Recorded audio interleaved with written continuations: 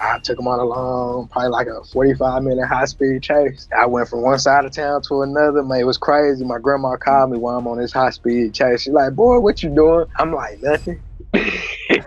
She like, where you at? I'm like, just driving around. She said, what's that noise? I said, I don't know. The police passing by somewhere. How many cops are Shit. chasing you? It was probably at least about a good 15 of them. I come back from my lunch day. I'm about to go pick up my gun from my mom's house. Wait a minute. You're telling me the cops never showed up? Never 6 charged months? me. Never charged you? 6 months later, I never got charged. I didn't have no warrant out for my arrest, nothing.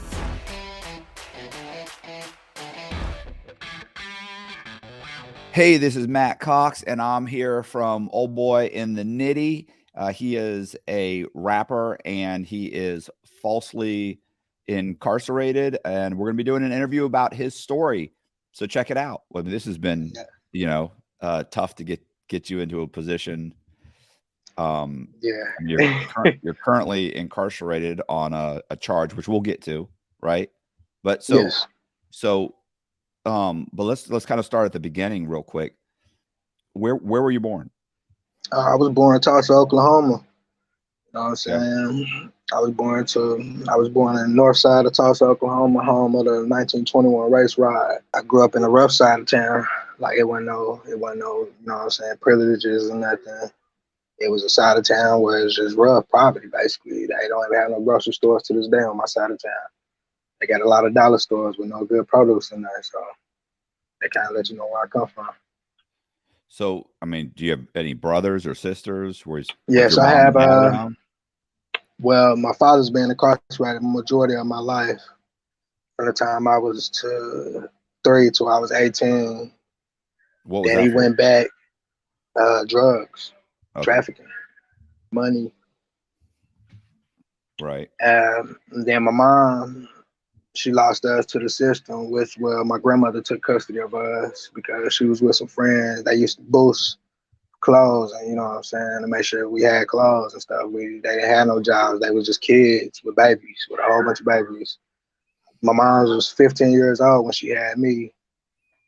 So just imagine a 15-year-old with a baby in that daytime age, you know what I'm saying, trying to raise a baby. You know what I'm saying? And it was just like she was doing what she had to do to make sure we had food, clothes.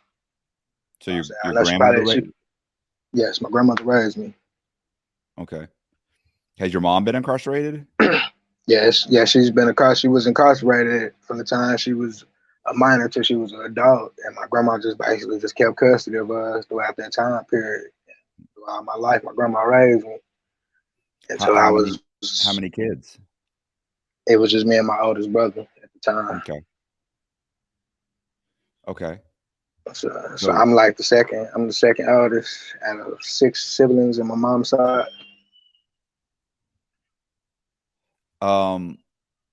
Okay, so you went to, raised in a rough area. You went to school there, right? In that area, yes. Or they bused you to? I went to school from elementary, junior high, 2 weeks of high school, and I got expelled.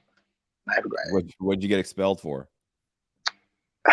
It's crazy to say what I got expelled for because I could have been expelled for a ride. I had a ride one week where somebody was playing wall ball, and the wall ball just like intentionally kept hitting me. So I took it and just told the dude, look, I'm not going to give it back to you because y'all keep on hitting me with this ball. You know what I'm saying? And a big old fight broke out. So that ain't what I got expelled for. They let that be. So one day I was in a rush to go to school. My oldest brother, we had like the same backpack. So I grabbed his bag, he grabbed my bag, he jet out, leave, go catch his bus and go to school. I'm waiting on my mom's to come take me to school because I'm running late already. And I go to school on the west side of town, West Tulsa now. I was tired of going to north side schools. I was tired of seeing the same thing. Like all my life, I always knew I was going to be somewhere big and wanted something more. But it was just like, I wanted to go to a different school. I wanted a different scenery. I didn't want to see the same people I grew up with from elementary school. And now I got to see y'all in high school. I'm tired. Like, I don't want to see y'all no more. So I went to school one day. It didn't dawn on me until I got to class. Like, I went to go digging in the bag, and I looked. I'm like, oh, I got the wrong backpack. But as I grabbed his backpack, my neighbor grew some marijuana one time, and he like framed like pictures of weed, like water leaves, and I put like a couple joints in there, a couple blunts, like you know what I'm saying, the frame, and I was selling it to someone. And then I got caught with that. I didn't get caught with it in class, but I was going to the vending machine to get snacks, and then when I came back to put the snacks in my bag, a mini baseball bat fell out of my backpack, which was my brother's. He got from the state fair, which was a keychain. It was a keychain, legitimate keychain, but it just happened to be like this long. Like it happened to be about this long. So it was just like they seen it. The lady called the vice principal. It was lunchtime, and I came back off my lunch break. And she was just like, the vice principal wants you. So I go see what the vice principal wants. He like, come in, have a seat. And he asked me, what am I doing? I told him what I was doing. He's like, oh. So I don't know if he was confused. So I was trying to get up and leave after that. And then he was like, nah, you have a seat. Do you have your bag with you? I'm like, yeah.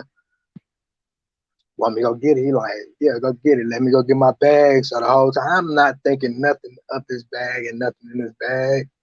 I'm just thinking like, damn, what if, you know what I'm saying? Do they smell the weed on me? Like I smoked some weed earlier. Like they become high. So I get in there. He see the bag. He like pick up his phone, call for security. Security come in there, look at me. They start going through my bag. He go through the bag. Boom. He didn't see nothing. He's like, check it one more time. He checked it one more time and see the picture frame. And he pulled a picture frame out. And then he found the mini baseball bat. And then it was just like, they called my people and they just like, they expelled me from school. I've basically been out of school since I was in the 9th grade, 2 weeks. Did you explain like I grabbed the wrong bag? Yeah, I explained all that. They weren't trying to hear that. They was like, it was, I don't know if it was that I was high in class or that might just really been it. Like, this motherfucker's high in class too. Like, he's high, he got the munchies. Like, but it's like, I did my work. Like, I wasn't no person that just pull up in class. I got to be the class clown. Like, I did that there. And like, I smoked a little weed. You know what I'm saying? I had a heart. I smoked weed. But they was basically, they just considered that like a weapon, right? Yeah, they treated it like a weapon. Told me I had a weapon in school. I'm like, man, it's a keychain. You get them at the fair. Like, people get these on their keys, so they won't lose their keys. But they weren't trying to hear that. So it was just like, get out. So what happened? After that, I found myself out of school that summer, running around with friends. And it was like school was about to start back. But I've been traveling at the same time too, and it was like school been starting back, and I'm like, well, shit, I'm about to see if I can go back to school. Like, even if I got to repeat the 9th grade, I'm about to see if I can go back to school. Like, I called one year, the dude was like, hey, your people come re-enroll you. I couldn't get nobody to re-enroll me in school for nothing. You know what I'm saying? They was like, you don't want to go to school. I'm like, why would I not want to go? Like, I'm begging to go to school. Like, I've been a whole summer. Like, I want to go to school. Then nobody want to enroll me. So I just took that as everybody gave up. So I just took off. I took off at 15 years old, left the state of Oklahoma on my own. Got me a car and just left. Drove until I couldn't drive no more. Drove until they took my car. They took my car in Denver, Colorado. When they took my car in Denver, Colorado, I just started making a life right there in Denver. What were you doing? Man, I had girlfriends. I had ladies taking care of me. Like, I wasn't pimping or nothing like that, but I used to think I was at one point in time. But I just had it was 10 to 1 there. So it was like I had a girlfriend for everything I needed. Like, if I needed, I had a girlfriend for all that. Like, I needed somewhere to stay. I needed money. I needed clothes. Like, I had to learn how to survive. Like, everything my grandma showed me, I just used it. You know what I'm saying? Surviving. Like, you know what I'm saying? At one point in time, I had a girlfriend. She just wanted me to be a babysitter. Like, come on. You know, I babysit her kids all day, basically. That's what she wanted me to be a boyfriend for. So, you know what I'm saying? Didn't nobody know how old I was at the time either. I told everybody I was 18 when I was just 15, just turned 15 actually. So nobody never knew exactly how old I was. I just always told everybody I was 18. Well, how long did this go on? How long? Oh man, that probably went on until I was like 16 years old. Like, I finally turned 16 and I was like, look, I'm not even grown. I just finally told like 2 or 3 of them, like, look, they still didn't believe it. They was just like, nah, you bullshit. I called home. It's like, how old am I? And they was just like, shit, you 15, 16, then you just have a birthday? I'm like, yeah, I just had a birthday. So this shit, they was just like, damn, for real. Like, I think my oldest girlfriend was like 30, 31. And like 15, she was 31. Yeah, that was like my Um, oldest girlfriend.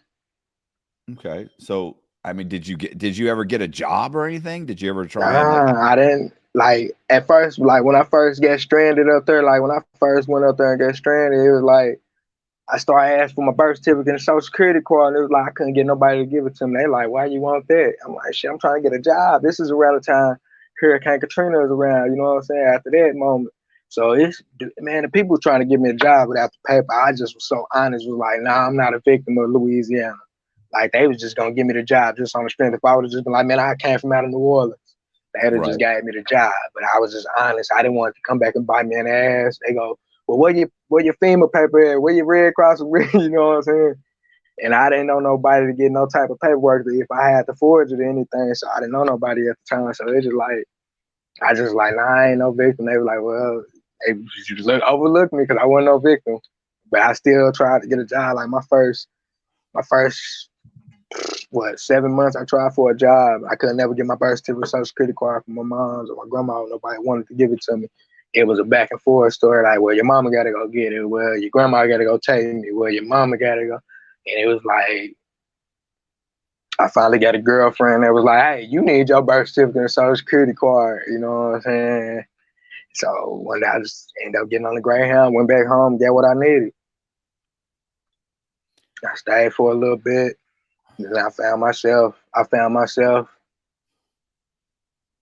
needing money. Like, you know what I'm saying? I was needing money, and then they had a lot of drugs up this way for cheap, and I could take them back home.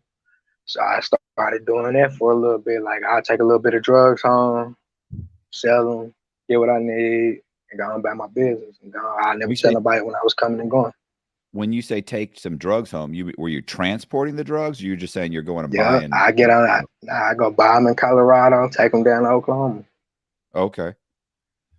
What does that Like, pay? I just, man, let's say I spent 500 on a quarter pound of Kush.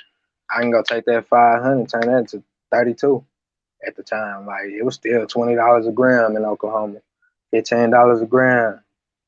So it was like, I could turn that to 32, 500 to 3200, no So problem.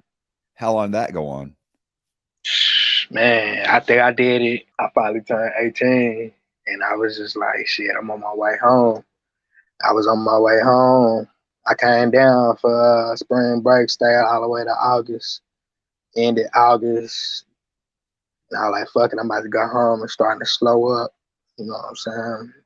So I called baby, was like, shit, I'm on my way home. Then nobody else know I was leaving Oklahoma. I never tell nobody when I'm coming or going. I just pop up like I've been in town or down the street. But hey, let's go kick it. You know what I'm saying? And kind of a lot of people that know me know what I'm down there for. So it was like, yeah. So I went from there to one day I was leaving. I had my partner with me. You know what I'm saying? I had probably like a little cutie of marijuana on me, some baggies. I was just so impatient that night because I was already frustrated with everything that was going on that day. So I found myself in a situation where I needed a ride, but then I was like, fuck it, I can walk because I was that impatient. I'm a walk. So I left one girl house, went to the store, got me a pack of sweets, and I just took off walking. Like, it's crazy. My ride that I could have got a ride from, they just drove off, and I just like, nah, I'm gonna get somebody else come get me, and I should have just jumped in that car. So I'm fresh into 18. Shit, I'm walking, and my partner, he got his pants sagging. You know what I'm saying? I'm like, pull your pants up, man. Quit walking like that. You know what I'm saying? That's a bad thing. You know what I'm saying? Don't walk around with your ass hanging out. You know what I'm saying? So we walking. I see a police car, but it ain't nobody in the car. It ain't no car pulled in front of it. Like, we coming around a bend, like a bend. All you see is this police car sitting up under the highway bridge, the expressway bridge.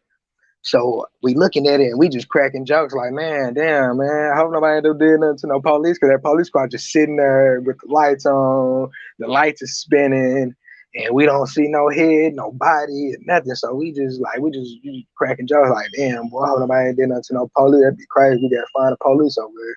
Like, it look like somebody took off. You know what I'm saying? Like somebody just took off and left the police. So as we get closer and closer, we get around a little bend, we see a slew of police cars. So we ain't paying him no mind, but I turn around and look at my partner before we get there. He got his pants hanging down. So I'm like, and he walking like he got this big ass gun in his pants. You know how a person look like they're reaching in their pants for a gun. He Right. walking like this the whole time. I'm like, hey, bro, because I know what I got in my pocket. You know what I'm saying? I'm paranoid now. Like, hey, man, straighten up. Walk right. Like, fix yourself. You know what I'm saying? Man, fuck that shit. Whoop the damn boy. I don't know what the fuck he going through, but he losing his mind. Cause I'm telling, hey man, fix yourself, man. The police gonna see you looking all, you know what I'm saying, looking like a thug. You know what I'm saying? They gonna come and get you because you look like that, just on the strength. Like coming from where we come from, that side of town, you walking with your pants down, baggy clothes, you got something on you. What you got? They gonna come and pull up and stop and frisk you just on the humbug of what you look like and what you got on and how many people standing right there. So with that in mind, I'm telling them, hey man, here, put my belt on so you can pull your pants up. Obviously, you know what I'm saying? We going on, and it was like we kept walking. We walked past them. We get to the corner of 11th and Garnett. It was like a police car pulled behind us, and then one just pulled in front of us real fast. No lights on, no nothing. Like they just was like, hey, put y'all hands up, turn around and walk back. And I just looked at my clothes like shit. I got on like shit, $300 worth of shoes. Like I'm not getting in no grass to walk backwards. Tell me what I did. Like, you know, I'm standing my ground. Like, what did I do? You stopping me for what? What are y'all stopping us for? Being that we kids, they like, shit, turn around. Get down on the ground. I'm like, I'm not gonna get down on the ground. What is y'all stopping us for? So that going for about a minute and a half. So the man was like, well, look, y'all fit the description of somebody that just robbed that store. I said, we don't fit no description of nobody that just robbed that store. What the people look like? I got an afro at the time. He like, the person got an afro and light skinned. The dude is crazy. The dude he looking for, but he give me this. Let me stop. He give me the description of this guy. I'm like, we don't fit none of them descriptions. I'm like, what we look like robbing something, then walk back past y'all? That's dumb, ain't it? That don't make sense to y'all. They like, nah, y'all fit the descriptions. Turn around. They got their guns drawn on us, and I'm still standing my ground. Like, hey, we don't fit no descriptions, because I know I got this quarter-pound of weed in my pocket. So he like, well, just turn around. We want to pet y'all down, make sure y'all ain't got no guns on y'all. I complied, like, all right, you know what I'm saying? They walk up on us, gun draw, they pull their gun down. One of them grabbed me, walked me backwards. He pat me down, felt the weed. You know what I'm saying? When he asked me, like, you got something on you? I like, yeah. I got a little bit of weed on me. You know what I'm saying? He like, what side? I'm like, it's my left front pocket. You know what I'm saying? It couldn't be that much because you couldn't see it. You just pat my pocket, you know it ain't there. You just patted it. So the Right. man, he went in my pocket, pulled out his weed. He didn't pull it all the way out. He pulled it out like this in his hand and just looked at it and slid it back in my pocket. He was like, damn, man, you just told me you just had a little bit of weed. I said, that is a little bit of weed.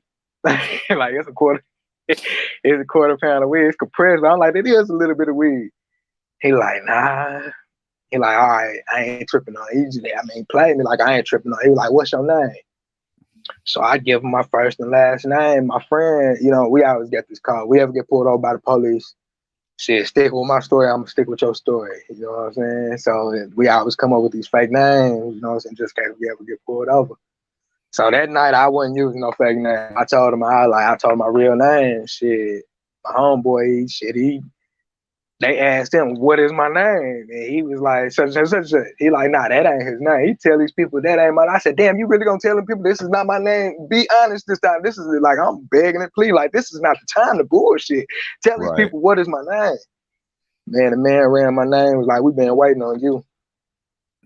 We've been waiting on you. He like, we just been waiting on you. He was like, you going to jail tonight. Like, even after I argued about my name, like, they sat there and played the whole game with me with the intent on even taking me to jail, period, because they said they was waiting on me. What was it for? What? What's the reason?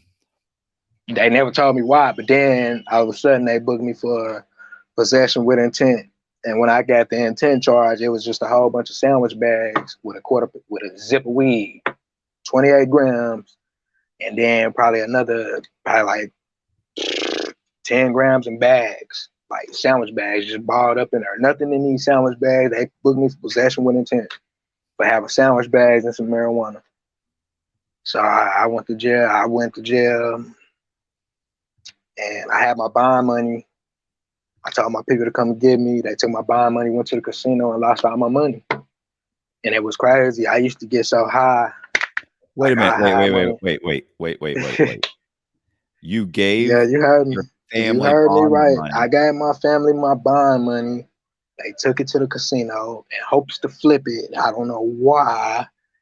And never bonded me out. You need new family. I said that to them, man. Like, I'm so distant with them. Like I love them, but it's just like at the same time, I don't dislike them. I just know y'all ain't good for my growth. I gotta stay away from y'all until I blossom all the way, until I'm able to help y'all out. Because as long as I'm around y'all, it's just like y'all gonna try to take from me. So, but like I said, I went to jail, 18, first time ever in the county jail, first charge ever. Like, I'm not scared, because it's crazy. I get in there, I know everybody. They're like, "What are you doing here?" I'm like, "Oh shit, I'm in jail." Shit. They like, "What's your bond?" I'm like, this. They like, "Oh, boy, bond that." I'm like, "Shit, boom." I figured out how jail worked. Got to bonds me myself.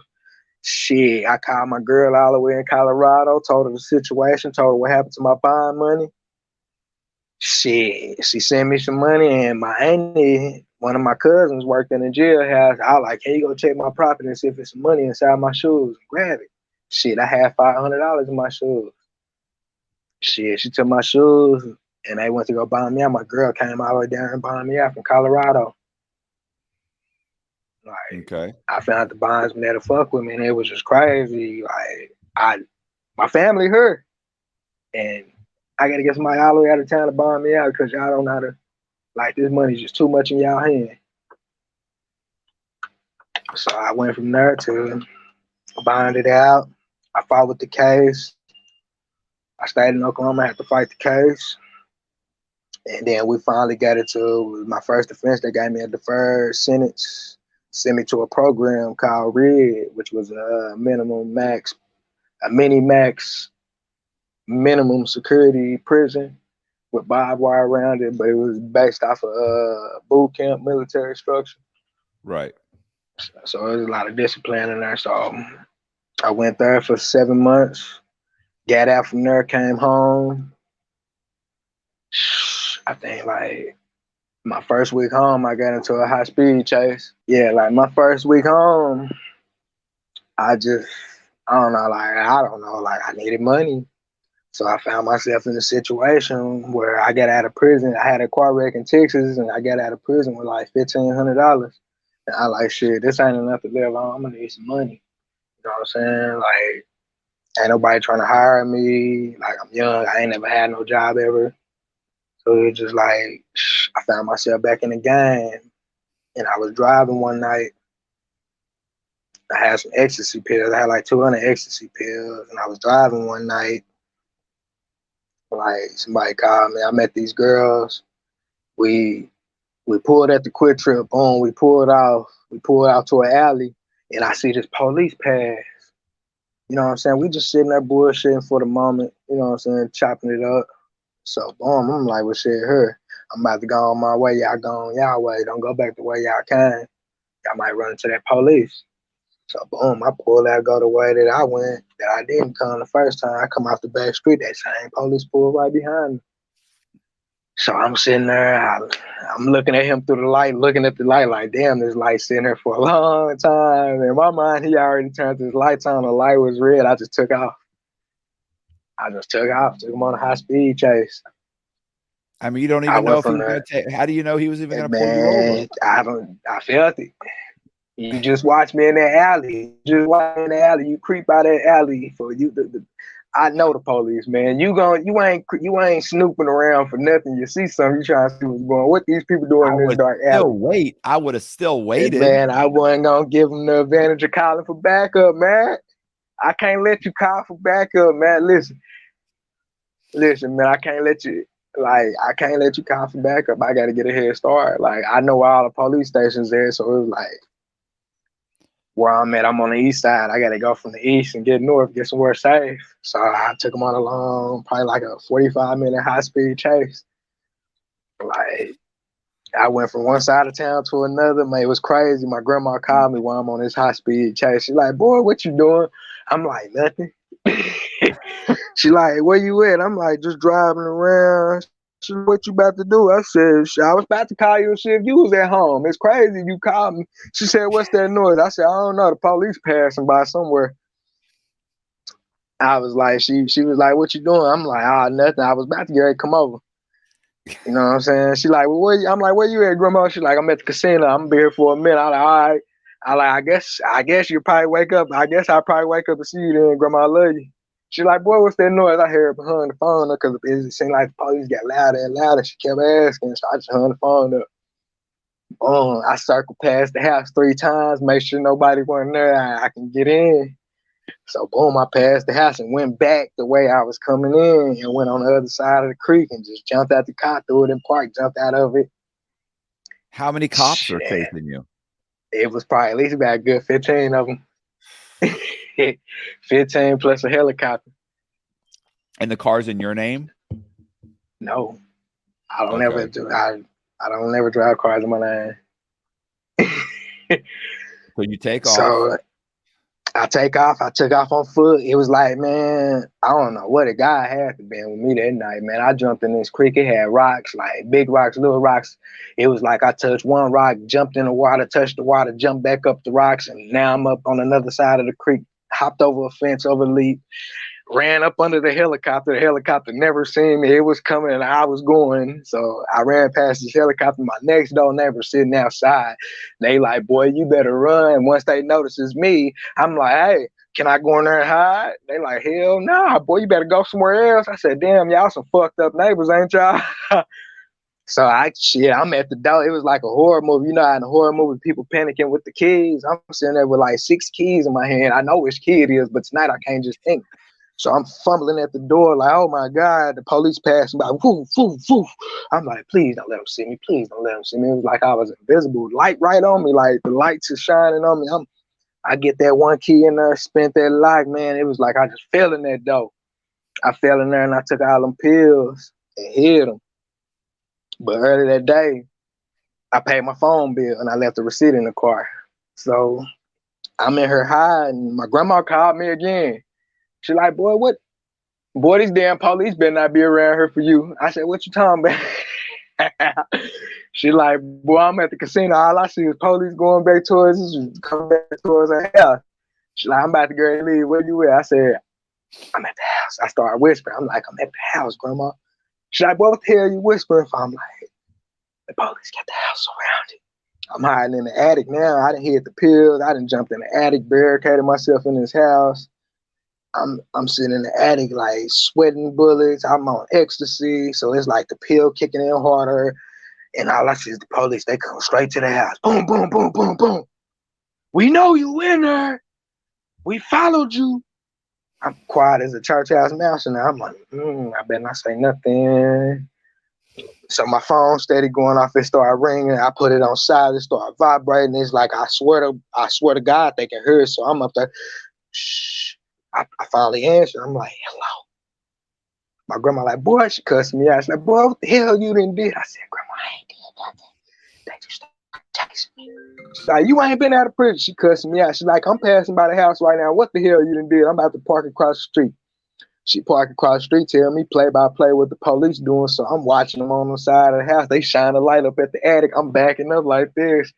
I'm down, they see me, but I know they can't see me, but in my mind they see me. So they beat at the door for like 5 more minutes. They just finally gave up. She called me. She was like, "Boy, come up this goddamn door." I said, "Grandma, the police with you. You about to let the police get me. You about to let the police get me." She said, boy, you better come up with this goddamn dog, get your shit and get the hell up out of here. I said, Grandma, you got the police with you. It's daytime by now. It was nighttime when it started. I've been in that attic since all night. I just didn't want to come up out that attic. I finally came out. I looked around, it's daylight, no police. My grandma sitting there furious. She like, boy, what the hell you done did? I went to go get all my stuff. I said, Grandma had all this stuff on me. And the police just started chasing me. Like, he just started chasing. She's like, where the car at? I said, I left it on the other side. So I called my girl. It was like, hey, report your car stolen. Tell the police somebody stole your car. So you go get your car. So boom. If they ask, I'm like, if they ask, you just tell them shit. You went out. You went out drinking. You was drinking with your friends. Shit, you might have left your keys in the door. You don't know. You don't remember. You don't remember how you got in there. You was drunk. I said, just tell them you was intoxicated. So shit, they gave her a car back. 3 days later, I was in that car again. This time I was on some. Serious? Why would she even let you borrow the car again? And now this time is me, her, my son, my brother. I'm on my way. I was on that. It was crazy. Like normally, I take my gun with me everywhere I go. I got my drugs with me because I don't want to have nobody follow me back home to see where I'm hiding the drugs, where I'm hiding it. So I probably got everything on me, but this time I didn't. Like this one time at something, you know that voice in the back of your head, be like, hey, leave all that. Someone was like, you ain't gonna need none of that. Leave everything. Just grab your phone. I was like, all right. I just listened to my gut.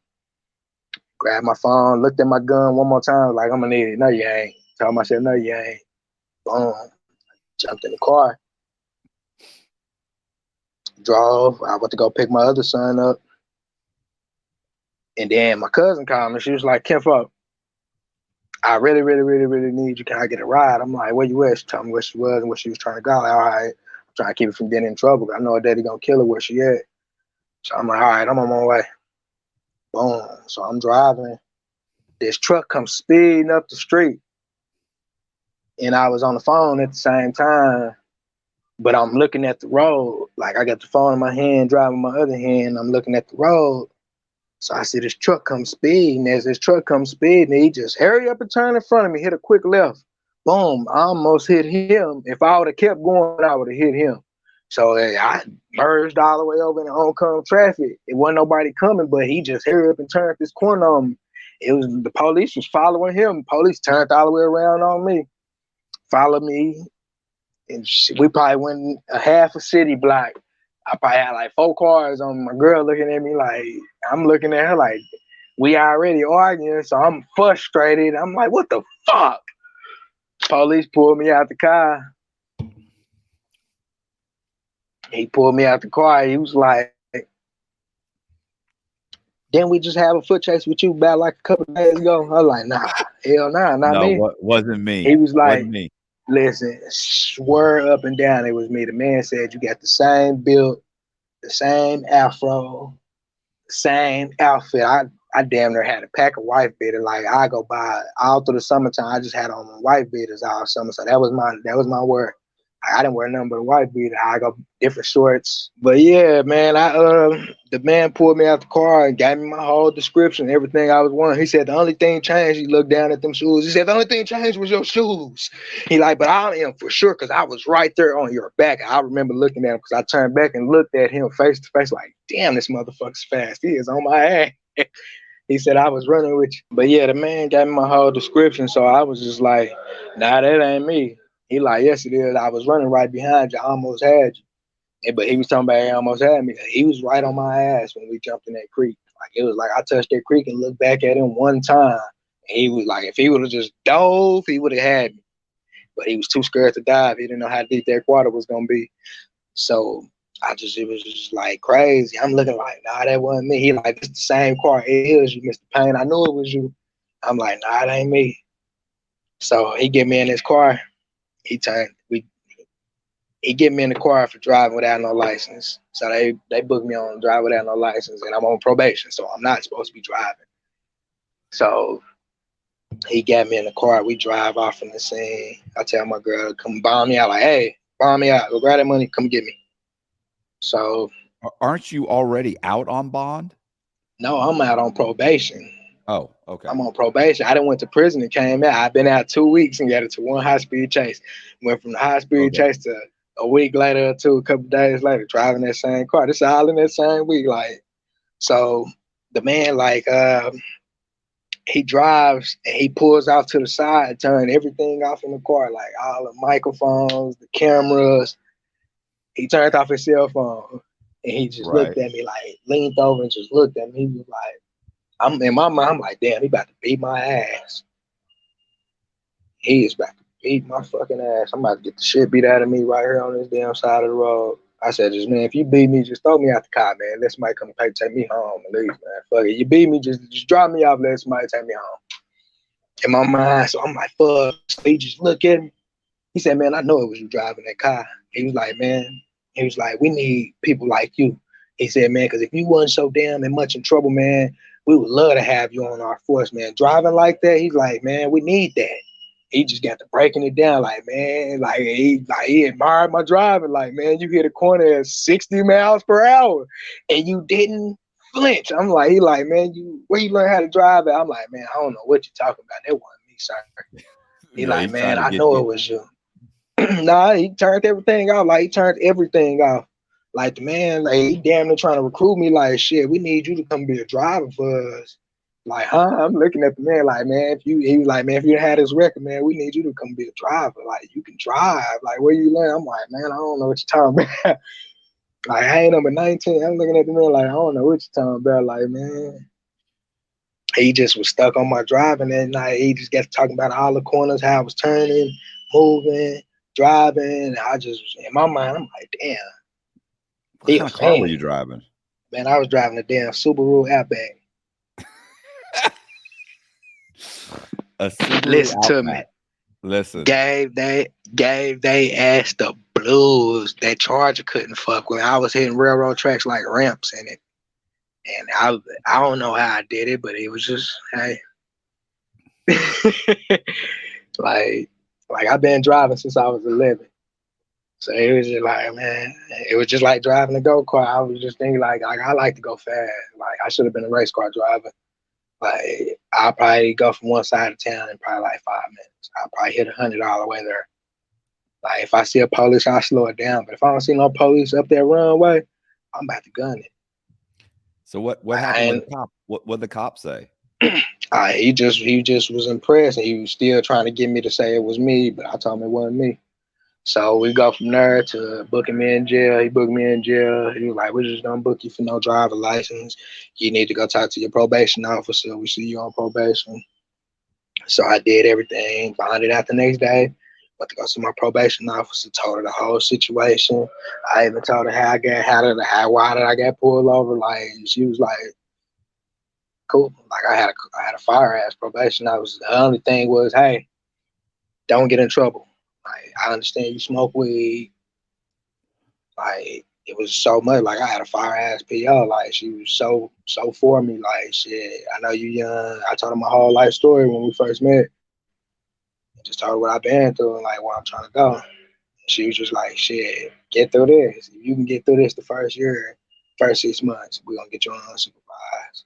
You come here clean. But then I had another case out of town, so I had to go take care of that. She sent me out of town for about like 6 weeks.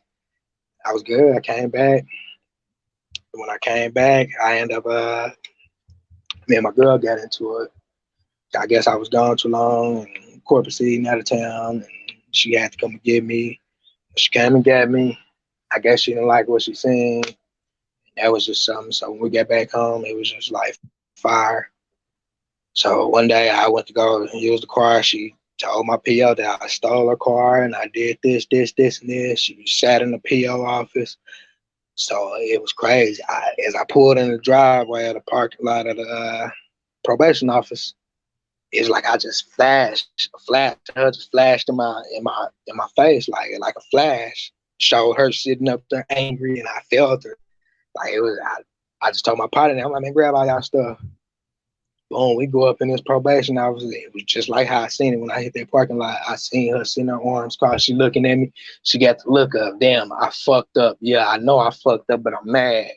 but I fucked up. Like, she knows she fucked up. Like, this right here to draw the line. Like, you sitting here trying to turn me in. Why is you trying to turn me in, knowing what I'm out here doing in these streets? You get all my money. Like, you see everything I touch. Like, whatever I got going on, you really gonna turn me into my probation officer? So, boom, my probation, I like, get in here. I got in there. She closed the door. Like, she laughed about it. She like, I find this funny. I'm like, wow. She like, because the whole time you was going through this, that girl called to make sure you was here, did this. I said, now she's sitting there trying to turn me in. She like, I know it don't make sense. That's just women. She broke it down for me, made it make a whole lot of sense. She like, she mad out there. Whatever you out there doing, you need to stop and make it right with your girl. I'm like, shh. She turned me in, and my probation officer was just like, give her a car back, and y'all either need to get it together or you need to quit messing with her. She's like, you need to make that decision today, because this right here, if I was anybody else, you know what I'm saying? You know what I'm saying? I probably went to jail right then and there on the spot. Right. So she was like, send your friend down there. Don't get all y'all stuff out the car. Get that girl that car. I said, bet. Boom. She like, boom. She like, let her leave. When she leave, you can leave. I like, cool. So she let her leave. We watched her leave in the parking lot. Like, P.O. laughed about it. Like, that's crazy. That girl crazy about you. That's why she did it. She like, that girl crazy about it. I'm like, nah, I'm over with her. Like, that's over with. Like, you literally just tried to turn me in. What? So fast forward, probably what, 2 months later, I'm in jail. It's around like November. No, yeah, it's around Thanksgiving. It's before Thanksgiving. I'm in jail. So she come and see me. Same girl. So she come and see me. This my son's mother. Right. She come and see me. She like, basically, she like, shit, I feel good because I know what I can find you at. I'm like, what the fuck that mean? You feel good because I'm in jail? She like, yeah, because I can find you. I know where you're gonna be at. I said, damn, that's what this is about. Like, because you can't find me, motherfucker, you know where I'm at. So that's when everything kind of came out, you know what I'm saying? She been cheating, and I just was like, I felt it. Like, I knew you was cheating. Like, that's why I just quit coming home. Like, you know what I'm saying? Dude popped at the door one day. She been cheating, and she feel good that I'm in jail because it's where she can find me at. And when I sat in that jail cell at night, I just told myself, like, I never fuck with her again. Son and all, like, I'm cool. Like, if you don't let me see the kid, fuck it. Saying she one of them people, she wants you to fuck with her in order to see the kid, and they was like, nah, I'm cool. I don't want to fuck with you. Like, you gon', you know what I'm saying? Shit don't go your way. You want to see me locked up, so I can't have that. I'm cool. Right. Yeah, so I just left that alone. And fast forward, shit, I went from there to back to hustling. I'm still on probation. And then eventually, New Year's come. New Year's come. I didn't know it was New Year's Eve. I was so wasted.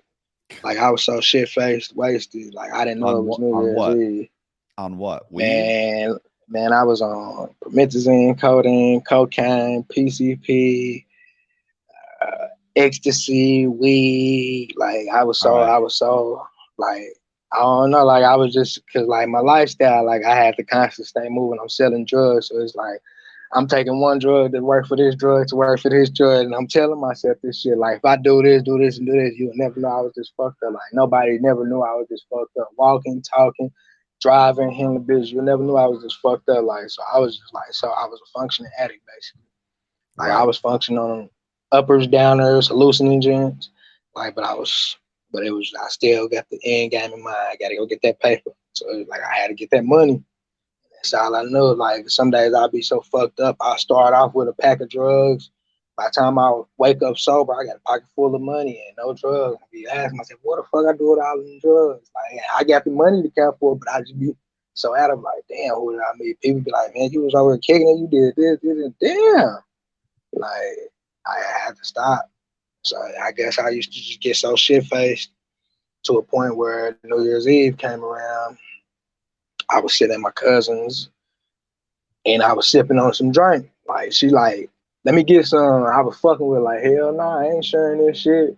Like she really got up in her feelings and got mad and got so angry to the point like I'm like, well shit, I got this fire ass weed. My cousin just came from New Amsterdam and he brought some weed back. So he like, shit, I got this, boom, I got some weed from him. So I'm like, well shit, you wanna try this weed, some fire? Like they send me I would break this weed down. I'm like, shit, let's smoke. I reach in my pocket, my cigars is broke. So I'm like, well shit, somebody tell me to go get some cigars. All right, so somebody go get some cigars. Everybody fucked up except one person. So the dude, she like, hell no, you can't use my cars. I'll take him to the store. So I get in the car with dude, put my, I had a mink hat on, black hoodie, black jeans, black shoes. So we ride and the police pass us. Like when they passed us, you know what I'm saying? I sat there, like, I don't do all this. So I just sat there in my seat, let them pass. You know what I'm saying? They passed us. I guess they see a white man and a black man in the car. We hit the main street. We drive and he like, up, they go to police. Next thing you know, the police light came on. We pulled in the parking lot. And I'm just sitting there like, shit, I ain't got nothing to worry about. Like, shit, I'm on probation. I'm good. Like, I ain't doing nothing wrong. I'm just a little fucked up, so I'm gonna sit right here. You know what I'm saying? So this shit is over. Obviously, you speeding or something. You know, that's what I'm thinking in my mind. They pull him out the car. I don't even think of nothing of it. Man, that motherfucker came around there. Two of them came around there. I got the window. He like, roll the window down. I'm like, what's up? I cracked it just a little, you know what I'm saying? Just a little bit. Like, what's up?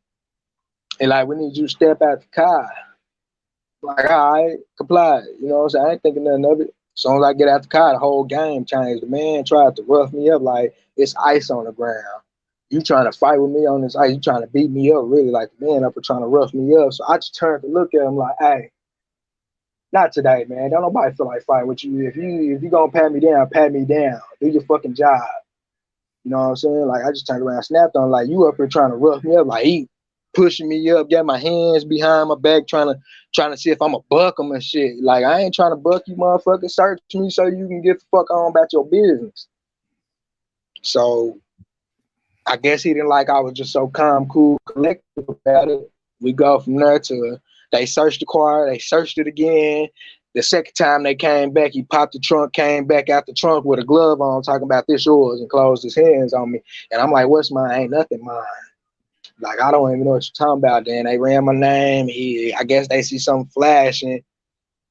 So the man pulled me up there. He like, this you? I'm like, yeah, that's me.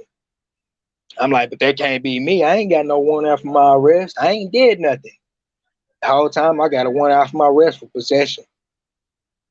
He charged me with possession too that night, New Year's Eve. So by the time I get in the county jail, I'm so out of it. All I remember waking up was like 2 or 3 days later, you know what I'm saying? I'm groggy as shit. Like, I'm like, well, damn. I call home, they like, damn, motherfucker, you just got caught. I'm like, shit, I just now there. They're like, motherfucker, you been in there since New Year's Eve. I'm like, well, damn. They like, shit, what's going on? I'm like, shit, I don't know the man. The shit, they got me possession. I'm like, I don't even, they gave me 2 charges. They like charged with 2 possession. I'm like, yeah, they charged with 2 possession. Boom. Yeah, So you're saying that illiterate wasn't to the even, law. you're saying it wasn't even Huh? yours. Man, it wasn't mine. You ain't 9/10 of the law is possession. Possession is 9/10 of the law, which is on person, your persons. You know what I'm saying? That's what possession is. If you get it in your possession, you get custody, obtaining, holding. Like you get possession of it. That's what possession is. So down here, they're charged with possession just because they got to meet that quota and you shit. Like I already got to possession with intent. We in a drug infested neighborhood. At the store we at is a drug store. You buy drugs at this store. We just pulled in this parking lot. You followed us to the parking lot. It's the only store that happened to be open right here. So it was just like all the things mixed right there. Just like shit, fuck it, we got us another one. Book him. But while they was booking me, this is what they told the white man. They told the man, hey, you see what happened when you ride around with people like this, niggas? I'm like, what? He said, niggas. I looked at him like, damn, dude looking at me like, damn, what you do? I'm like, I'm looking at him like, I don't know what the fuck. But it's crazy because they searched this man. This man had like 6, 7 prescription drugs on him and had him mixed up in pill bottles. They even told the man we could charge you for this and let him go. So that right there lets you know that I was in it was some bullshit. You know what I'm Do saying? you It was the think most this is biased. all? You think this is Yeah, hell all yeah. stemming from It's running from the racism. cops? No, Man, I mean everything stemming. is I'm saying from like, the cop, from when you ran from the cops. nah, this right here stem from just me being a felon, black at nighttime. This charge, that's really what this is about. It was all about me being in the car with a white man going to the store, and it was basically they told the man, Zion, which was a white man, hey, you see what happened when you hang out with, you see what Right. I'm saying? Like I'm just riding around with white people out there, so like this, like y'all like this is against the law or something. Like we're at the fucking store, the store is open. As long as the store, people can come and go, right? So yeah, Right. it was just crazy. Like wow, on my side of town, like prejudice is at an all-time high, and these are people that don't understand my city limits. So it's like they training is trying to come harass us, beat us up, put drugs on us, potentially kill us. Like I done had homeboys get killed by the police. Like I done been jumped on by the police. I think I was like what 12. I got jumped on by the police, ate up by a dog. They let a dog eat me up. I was doing something wrong, but at the same time, once you identify me and I'm on the ground and I'm complying to you, why you still let this dog eat? You still let the Right. dog eat me from my legs all the way up to my arms. And that was at 12 years old. Like it was the craziest shit ever. Like that was that. I think that's when I really just was like, fuck the police. I don't want nothing to do. I don't even want to know. I can't stop for you. Like 12, I made my mind up. I will never comply. Not until it's in front of somebody or people can see me and help the situation. Like I can get pulled over today. Man, if it ain't enough people right here to see this, I'm not pulling up. I'm gonna pull up where I see people at. Safe. Shit, Right. people gonna make you feel at least somewhere safe and secure to the start of this. Somebody gonna see what's going on and get a footage of it. Because if you leave this scene looking like this and make it to the county judge house looking like this, what happened from being picked up and dropped off in the jail? You get your ass beat. You down to get killed in that backseat handcuff. Like they do it. Like it ain't no big secret. They do that shit intentionally. So Like they harass black folks. so they booked you. Yeah, they just when at one point in time, yeah, I got my ass beat. I got stumped on with the little shoe, the flat shoes with the hard seal on the bottom, the whole saw, kicked in my chest while the dog was eating me, screaming for help. 12 years old, man, screaming for help, like help. Like I'm screaming for help, like please let another officer come in here and see this man beat my ass on his floor. Get him. That's all I heard. And once I just was like, shit, help ain't coming, man, get the dog off of you. Fight or flight kicked in. I'm like, the worst he could do is pull his gun out and shoot me. You gonna shoot me, but the evidence gonna show that you let the dog bite me first. So I just I hit the dog. I just started hitting the dog, and the dog backed up, and he was so mad he kicked me in my chest. I just rolled over. When I rolled over, he finally pulled the dog back. Somebody walked in. I think he about to let the dog hit me some more. Once I hit my stomach, somebody walked in. Shit, he pulled the dog back. Dude cuffed me up and was like, "This the only one? This the only one?" They got me outside. It was like 6 skinheads. All of them was bald head. And they just was like, shit, we know you ain't the only one in here. Who else is with you? Like, they got me on the truck, on the hood of the car, like hot, with my face planted to it. And I'm just like, look, I'm the only one. I see my friend walking in the field. I know they see them too. Like, it's a little residential neighborhood, but I know they see my friend too.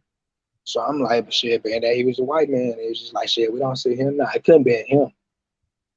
So when I looked up, I see one more car coming. And it was like that last car was my savior. It was another police. It happened to be a black police named Officer Dorsey. Officer Dorsey pull up, assess the situation, and see me pant up get this car, and they looking at me and shit. He pulled one of them to the side, and they sitting there talking. I overheard him saying, "Look, well, I'm gonna just take it from here." You know what I'm saying? The dude like, "Nah, we got it." He like, "Nah, I'm gonna just take it from here." He called it in right then and there because they never called it in and said they had me. So All right. they So called it in was like, so what they called in was like, well, shit, the alarm was just going off. It ain't nobody there. They just said the alarm was going off. It's clear, ain't nobody here. That's what Dorsey said. He said they called it. They just said they ain't got nobody. So the whole objective was let the dog eat me till I die or beat me until I die. He told me when I got in the car, he said, you know what they was about to do to you? He said, they was about to do the worstest thing that you can ever think of. They was going to probably potentially kill you, hang you. He like, the dog ate you up. Then I like, hell yeah. I think it ate my balls. Like it bit me in my leg so bad. I felt it in my, you know what I'm saying, my testicles. Like, I don't know if he bit me there or nothing. I was just so shaking. Like I was so, you know what I'm saying, trying to process what just happened to me. Like I didn't know what the hell was going on. Like I'm 20 years old processing this shit. Like I just got beat up by the police. They never called it in. This man telling me they was about to kill me. The man asked me who I was. Dorsey asked me who I was, and I told him who I was. And once he knew my last name, he was like, I know your grandmother. Woo, woo, woo, woo, woo. Blase, skip. She worked whoop the damn boom. Yeah, I know your grandma personally. He got on his phone, called my grandma. Woke up out of her sleep. Like it's like 5:40 in the morning. Woke up out of her sleep. Told her what the situation was. Like I'll be bringing him home soon. He got hung up with her. He was like, your grandma sound like she pissed off at you, but I'm about to go get you cleaned up and patched up. He called some MC buddies of his. We met up somewhere. They patched me up, gave me a shot, passed me on up, and sent me on about my way. I never had a charge. Nothing never was done. Like it was just like it never happened. I'm the only one living with it. I lived with it. Like, you know what I'm saying? Nothing never happened. Nobody never knew about it. Like I ain't, me and my grandma never told nobody. Like it was such a secret in the family. Like didn't nobody know about it. Like didn't nobody know I got hit up by the dog. My brothers them didn't know. Don't nobody know. Like even to this day, we still never told nobody. So it was just like something I lived with from 12, and that's probably why I don't high speed chases and don't want to stop. Cause I know what they do to me. So it's like, Well, okay. fast forward. Yeah, I was gonna say, let's go back to so this time you get grabbed, the cops fucking roughing you up, and they book you. They book you, and they booked me for possession. Man, they booked me for possession and said I had a warrant out for my. They said I had a warrant for possession, not possession with intent, but just simple possession. So they gave me 2 charges that night. Somebody else charged me. All right. That's okay. Rewind. This is how I got that possession. I just thought about it. They gave me the possession because my cousin, mind you, I'm on probation. Any police contact, I'm supposed to report this to my probation officer. So my probation officer was so much on my side with this one. So this is what they did. Boom, I was in my cousin's house. You know, so I've been locked up. So I'm in my cousin's chilling. I got some weed. I want to smoke. So I'm like, well, shit, somebody go get a cigar. I sent her to go get a cigar, and I'm like, well, fuck it, I'm going to go grab a weed. Boom, I grab the weed, come back in. I'm like, well, damn, what's taking them so long with the cigar? I'm ready to smoke. You know what I'm saying? I'm trying to smoke so I can go. I don't like smoking in the car. So I'm like, shit, I'm ready to go. So, boom, I got the weed sitting in their house. I go outside, see what the hell is taking so long. I'm like, damn, you ain't went to go get the swisher. She out there cussing her boyfriend out because he out there changing somebody's tire on his car. So they come from up under the car, and they see this blue truck. And I see the blue truck. I don't know what the hell this blue truck is. You know what I'm saying? I'm thinking it's somebody that got a fancy ass truck. So the truck rolling in, he like, that's them right there. I'm like, who is that? Who is them? Like, tell me who them is. So I start backing up like, who is them? You know what I'm saying? By the time even if I thought about running, that police was at that car without that car in gear. Like that car was never in gear. He jumped out the car still rolling, and it just stopped in gear. Like the man jumped out the car so fast and grabbed me. He was like, yeah, you look like you a runner, like you about to run. I like, nah, I just was a little annoyed because they saying here they go. I don't know who the hell they is. I don't know if y'all about to do a drive-by, y'all creeping through this motherfucker. I don't know nothing. So instantly, my damn phone, man, my phone wouldn't stop ringing. Phone just going off. Thank God it was my mama and my grandmother and my girl calling back and forth. Like, damn, pick up the phone. You know what I'm saying? So they like, well, damn, we got us one right here. He talked to his partner like, we got us one. His phone won't stop ringing. Shit, he looked at the number. He was like, you know this number? I'm like, yep. I'm like, answer, see who it is. It's my girl. She probably called like, well, damn, what's taking you so long? Right. So The dude finally pick up the phone. This time it's my grandma. She's like, well, what's going on? Why you get his phone? They like, well, he's being detained right now. For what? I can hear her cussing him out. Like, what the fuck is y'all detaining him for? He ain't did shit. So he tell him like, well, we pulled in apartments and basically we look suspicious because we outside. Like, motherfucker, it's an apartment complex. What you want us to sit inside? It's locked down. Like, it's like suspicious they isn't run. a Yes, crime. that's how they listen. They run our apartment complex like a prison system. Any apartment complex you go into in the town of Tulsa, Oklahoma, is ran like a prison, like from security to they even call lockdown. They call lockdown, tell everybody go in their apartment. The police that day they took my phone number, and I was so damn. They took my cousin's boyfriend and cousin to jail. They had a half ounce of marijuana apiece on them, which we made a whole ounce. So they take these fools to jail. Took my phone number, released me and my cousin because she cussed them out immediately. Well, why y'all fucking with him? Because she know I'm fresh out. Everybody cussing these police out. So they took them fools to jail. And when he took my number, I ain't never knew he took my number because he just took my phone at first. I'm like, can I get my phone back? You know what I'm saying? Once y'all took me out the cuff, he just gave me my phone back. So I'm driving. My phone ring. The first ring is my grandma. She like, oh, okay, they didn't take you to jail. You know what I'm saying? Checking on me. She's like, what happened? I told her what I was doing, what happened. The police jumped out and they took these fools to jail. You know what I'm saying? Then I like, you called and that's when everything. So we go from there to hanging up and I'm driving. She's like, where you going? I said, shit, I got to call my PO and let her know that the police I came across the police. You know what I'm saying? Just in case anything. I'm talking about I called my PO right after I got off that phone, told her everything that just happened. She was like, you all right? Did they do anything to you? I said, nope, but I came across them. This is what happened. They took my cousin, would have been boom. So boom, she like, oh yeah, yo, driving. If I had the one for the driving, I still got the one for the driving. I got a warrant after my arrest, but driving without no license. So I got this fade to a period. So she like, well, you need to go turn yourself in tomorrow. I'm like, bet. You know what I'm saying? She's like, do what you need to do today. First thing in the morning, go turn yourself in so you can get on back out. I'm going to get you on back out. You know what I'm saying? She's like, it ain't nothing serious. It's just a damn driving ticket. I'm like, bet. So I go in there, get rescheduled for court, get on out. Boom. Mind you, I went to jail the day after these fools just roughed us up. And, you know what I'm saying, took these two fools to jail. I go to jail the next day, turned myself in, back door, walked in that mug. As I'm sitting there getting booked in and processed by the sheriff, you know what I'm saying? They reach my PO. I'm sitting there getting booked in. Guess who come through the door? The same two police, the jump out boys. They come through the door and they looked at me. I looked at them. And I guess he was like, that's the motherfucker from yesterday with the fast phone. So he looking at me like, well, damn, he got charged. I guess he asked the sheriff what I'm doing in there. They like, well, shit, he turned himself in. Boom. They got out my information that day and charged me with a charge, possession. Never was booked for charge. Never was booked for possession. Got out of the fucking county jail due to the court saying, all right, we just reinstated you another court date. Boom, I get to go out on the OR bond because it ain't never fucking misdemeanor driving. So boom, I get out of jail. Fast forward to New Year's Eve. That's how I went to jail New Year's Eve due to that case. You see what I'm saying? Like the police seen me in there turning myself in due to driving without no license. And when they seen me, I guess they seen all my information and charged me with possession. You know what I'm saying?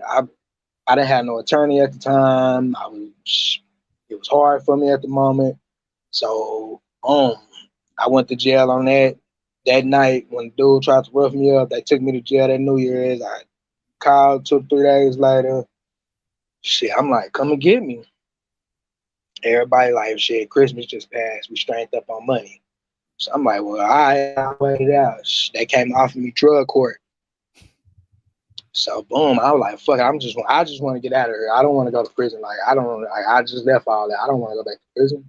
So they gave me drug court. I'm probably like 6 months in and on the run.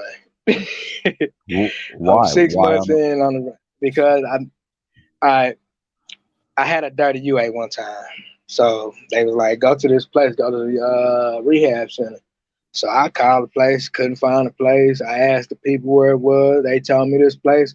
I look up, couldn't find the place, and it was like they just was giving me the bad runaround on it. Like, well, how y'all want me to go somewhere? Then they like, well, just go return yourself back in jail. I'm like, hell no, I'm not going to go back in fucking jail, sitting there another 30, 60 days because you can't get your shit to catch me.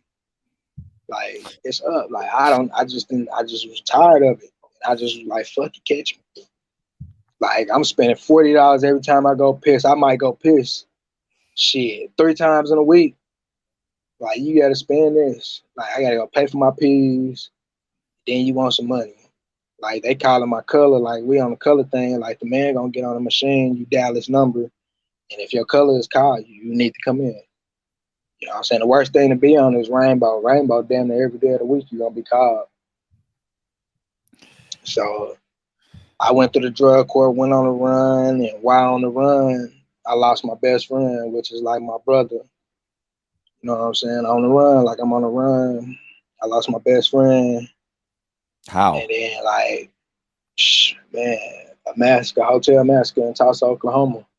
Like we was selling pounds of weed. And it was like, shit, he killed this girl uncle.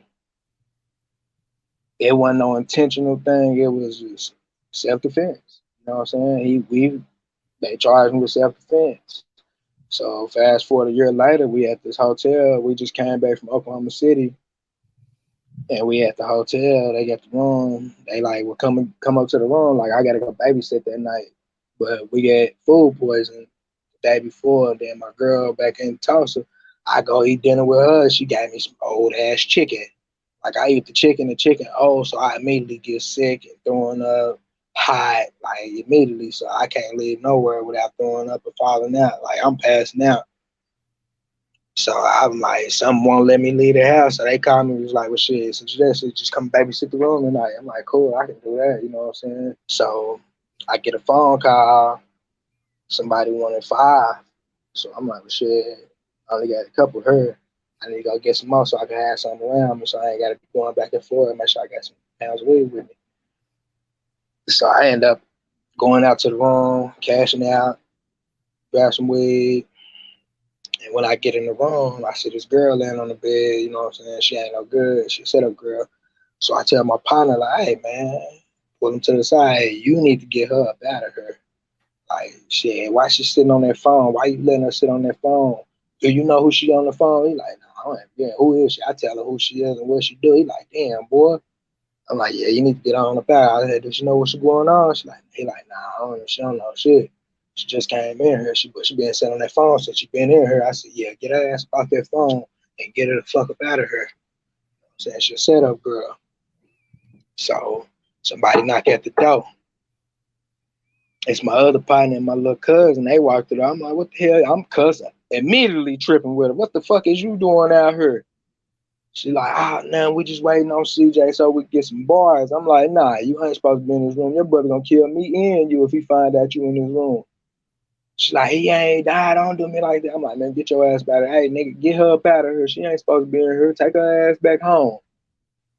I'm on everybody. Like, get her up out of here. Get her up out of here. Like, I'm telling them, man, get them girls up out of here. They ain't supposed to be here. Like, you know what I'm saying? So I go back. I sit there and smoke. My girl's in the car. She called me like, come on. So I grab everything and leave. I go back home. Dude called, like, never mind. So I put all my bricks up and go lay down, you know what I'm saying? Because I ain't feeling too good. So I'm laying down. I fall asleep. Next thing you know, my girl shaking me, waking me up, like, baby, get up, something wrong, get up. So I wake up out of a dead sleep, grab my gun first. Like, what's wrong? You know what I'm saying? My partner sitting at the foot of the bed, pale white, shaking. I'm like, what's wrong? He won't say nothing. So he finally uttered the words. The police got the room surrounded. I'm like, what's wrong? Let's go. So I grab my gun, jump in his car. I'm like, jumping past it. I'm driving. Shit, I'm driving. He said, don't go out there, bro. Just don't go out there. It ain't right. Don't go out there. So I immediately start calling bro, like, chirping him through on the boost phone. It's going through, he ain't responding. It's going through, he ain't responding. It's going through, he ain't responding. And finally, somebody cut his phone off. So I get another phone call, like, come to the greenhouse. So I go to the greenhouse, and when I get there, everybody looking like, shit, what's going on? I'm like, shit, tell me what's going on. I'm trying to figure out what's going on. I still got the 38 in my hand. I'm tripping now, like, shit, somebody call bro, get bro on the line. Something ain't right.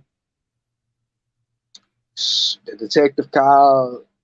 Fool that came and told me, they called him, was like, I told them, then I finally just told everybody in the house, hey, I've been to the room. I can't go up there and talk to the detectives because I'm on the run. They're going to charge me and book me because I'm on the run. I can't go up there. I'm like, but then the uncle would ask me, he was like, what did you do in there? I said, shit, I went in there and talked to bro. He said, did you touch it? I said, hell no, I just told bro what's going on, get the girl up there, gave my issue, and left. You know what I'm saying? I made sure bro had his pistol, made sure he was straight. I just told him get the girl out of the room and leave. So we go from there to motherfucking the detective call, and everybody seemed like everybody went to go talk to the detective. They finally told the detective I was there and on the run. The detective was like, cool. So he third party talked to somebody else, and I answered the question. He was like, shit, what you know about that? I said, I don't know nothing about that. You know what I'm saying? They like, we know you was out there. I like, look, I just went to go check on my brother and left. That's it. You know what I'm saying? But it was So through right there what because happened? So do you realize? So what happened after you left? There was somebody got killed. somebody died. Like after I left, 3 people got killed. My cousin, the girl that was a setup girl, my bro. Everybody got killed. They all got killed. Execution style. Somebody went there, shot everybody in the head. Shot the girl on the phone 4 times in the head. And you think she was setting them up? No, it wasn't even her. It wasn't her. No, Okay, who was it? it was the people. His girl. She the What only one that knew we had that wrong. Yep. his girlfriend? His girlfriend set him up. Okay, and they catch the people. They catch the guys that did it. Dude, I'm in prison with the dude who did it, dude. He killed the other 2 dudes that did it. I'm in What? prison with the dude who did it. So you know what I did? I ain't stabbed him or nothing, but I beat the fuck out of him, though. It ain't what I wanted to do to him, but I did something to him, you know. So what did the detectives say to you? Did they think you had something to do with it first? Nah, they knew I ain't had nothing to do with it. I ain't who they was looking for. So it was crazy that somebody went back in the room. They trying to figure out who voice it was. They called the police. Nah, I think it was the dude that came and got me. He called the police. He was the only one who went back to that room and seen what happened. That's why he was so pale white Right. in my bed and didn't say nothing. He never told nobody to this day. He was the only one who went to that room. I know you went to that room. You Yeah. went in there, grab what you can grab, and left. You know what I'm saying? So I know. But it was just crazy. Like, you know what I'm saying? I done been in so many incidents where if I'd have just stayed 5 more minutes, one more night, it would have been me. Like I done been in so many incidents like this. Like God to tap me and be like, hey, this ain't for you. Go somewhere. Like I couldn't leave the house. I couldn't do this. You know what I'm saying? I done been in incidents where motherfuckers did drive-bys and I survived and bullets whizzed past me, stopped at my feet.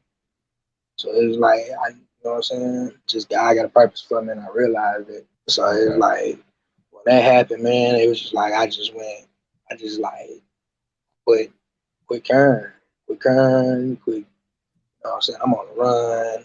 I just quit carrying, like we made a pact, like the pact was, you know what I'm saying, in 2009. By 2010, if we ain't rich, we all gonna quit selling drugs. Like we ain't got over $10,000 in just savings alone and still got something going over, you know what I'm saying? Something, cause like we coming from nothing. So it's like shit, we speaking like shit. You ain't got less, no, minimum 10,000 saved up nowhere. We all gonna quit the game. You know what I'm saying? Cause we had beautiful run. You know what I'm saying? Beautiful. Like, it was beautiful. Everything was set up beautiful. So it was like, all we gotta do is just do this shit. do what we already been doing, just on a bigger scale. But that was cut short because that ain't what God had intended for me. So what happened? So go ahead. Sorry. Um, I was rapping, you know what I'm saying? At the same time, I was trying to find a way to lead a game and figure out a way where I can make money with my voice. You know what I'm saying? How do I tell my story? You know what I'm saying? At that time, I was like, shit, I want to be a rapper. You know what I'm saying? I used to freestyle for people. They be like, yeah, you it. So it was like, shit, we started pursuing it more, you know what I'm saying? That week, we were supposed to go to Dallas and go meet with some rap guys, you know what I'm saying, going to do a couple sessions, let's see how I sound with them, you know, see how it's gonna work out. So that was cut short. So as that happened, my cousin stepped in, my cousin Johnny, you know what I'm saying, he like, shit, it was just crazy. He put me together with, I don't even know this dude, Adam Steve. The man was like, man, it's my partner Kyton. He in the game, dude a rapper, like big time rapper right now. He just like shit. Her. This is what you been like. It was like everything I boom, you know what I'm saying? I'm on the run too. So he like, shit, I'm just take you on tour with me so you can see the ropes. I'm like, bet. Like I ain't never been close to this. So my cousin called me one night, like, we got a show. He wants you to come and do a show. He like, what you want on your shirt? So I told him what I want on my shirt. So we laughing and joking on the way to the show. He like, kept on, what you gonna do if the sheriffs come up in there trying to arrest you? I said, shit, it's an exit somewhere around. I'm gonna make my way to it.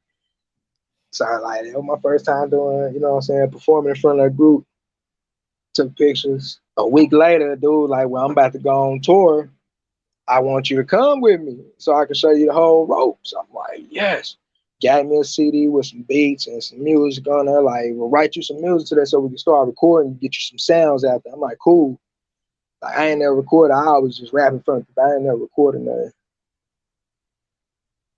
So the man, that day, the day we were supposed to go on tour, we leaving at noon. So I tell my girl what's going on. Like, well, look, I'm gonna leave all my stuff here. I'm about to go on this tour with dude. Like, I prepped for this all week. So I'm going to go get my hair cut. So when I get on the road, next time I get another cut, they know exactly how I want my cut instead of trying to get something that they want me to have. So I go get my brother, go cut my hair. And in the middle of me picking him up, the girl called me like, come pick me back up. I picked the girl back up. When we get in the car, my phone instantly rang. People just checking on me like, you all right? Okay, we see you made it to the day. You ain't locked up. So somebody like, bring me a swisher before you leave. Come smoke with me and chop it over before you go. So I'm like, cool, I do that. As soon as I hang up the phone, the chick that I just picked up, a little chick I'm fucking with, she just hauled out, socked me in my face while I'm driving down a busy road.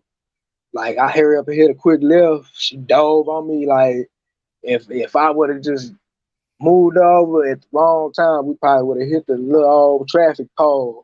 So I immediately threw the car. I hit the brakes so fast and just pushed up off me and grabbed all my stuff and just jumped out the car, took off walking like, shit, I'm trying to make this tour. You trying to get me, you know what I'm saying? Why is you trying to fight on me? What is you trying to fight on me for? So she chased me through the mall parking lot, trying to run me over. She jumped out the car, tried to chase me. I ran back to her car, threw it. Why did she hit you? Why'd you hit you to because begin with? Somebody called me and asked me for a swisher, man, and I told them okay. Like, this other girl, she knew about the other girl.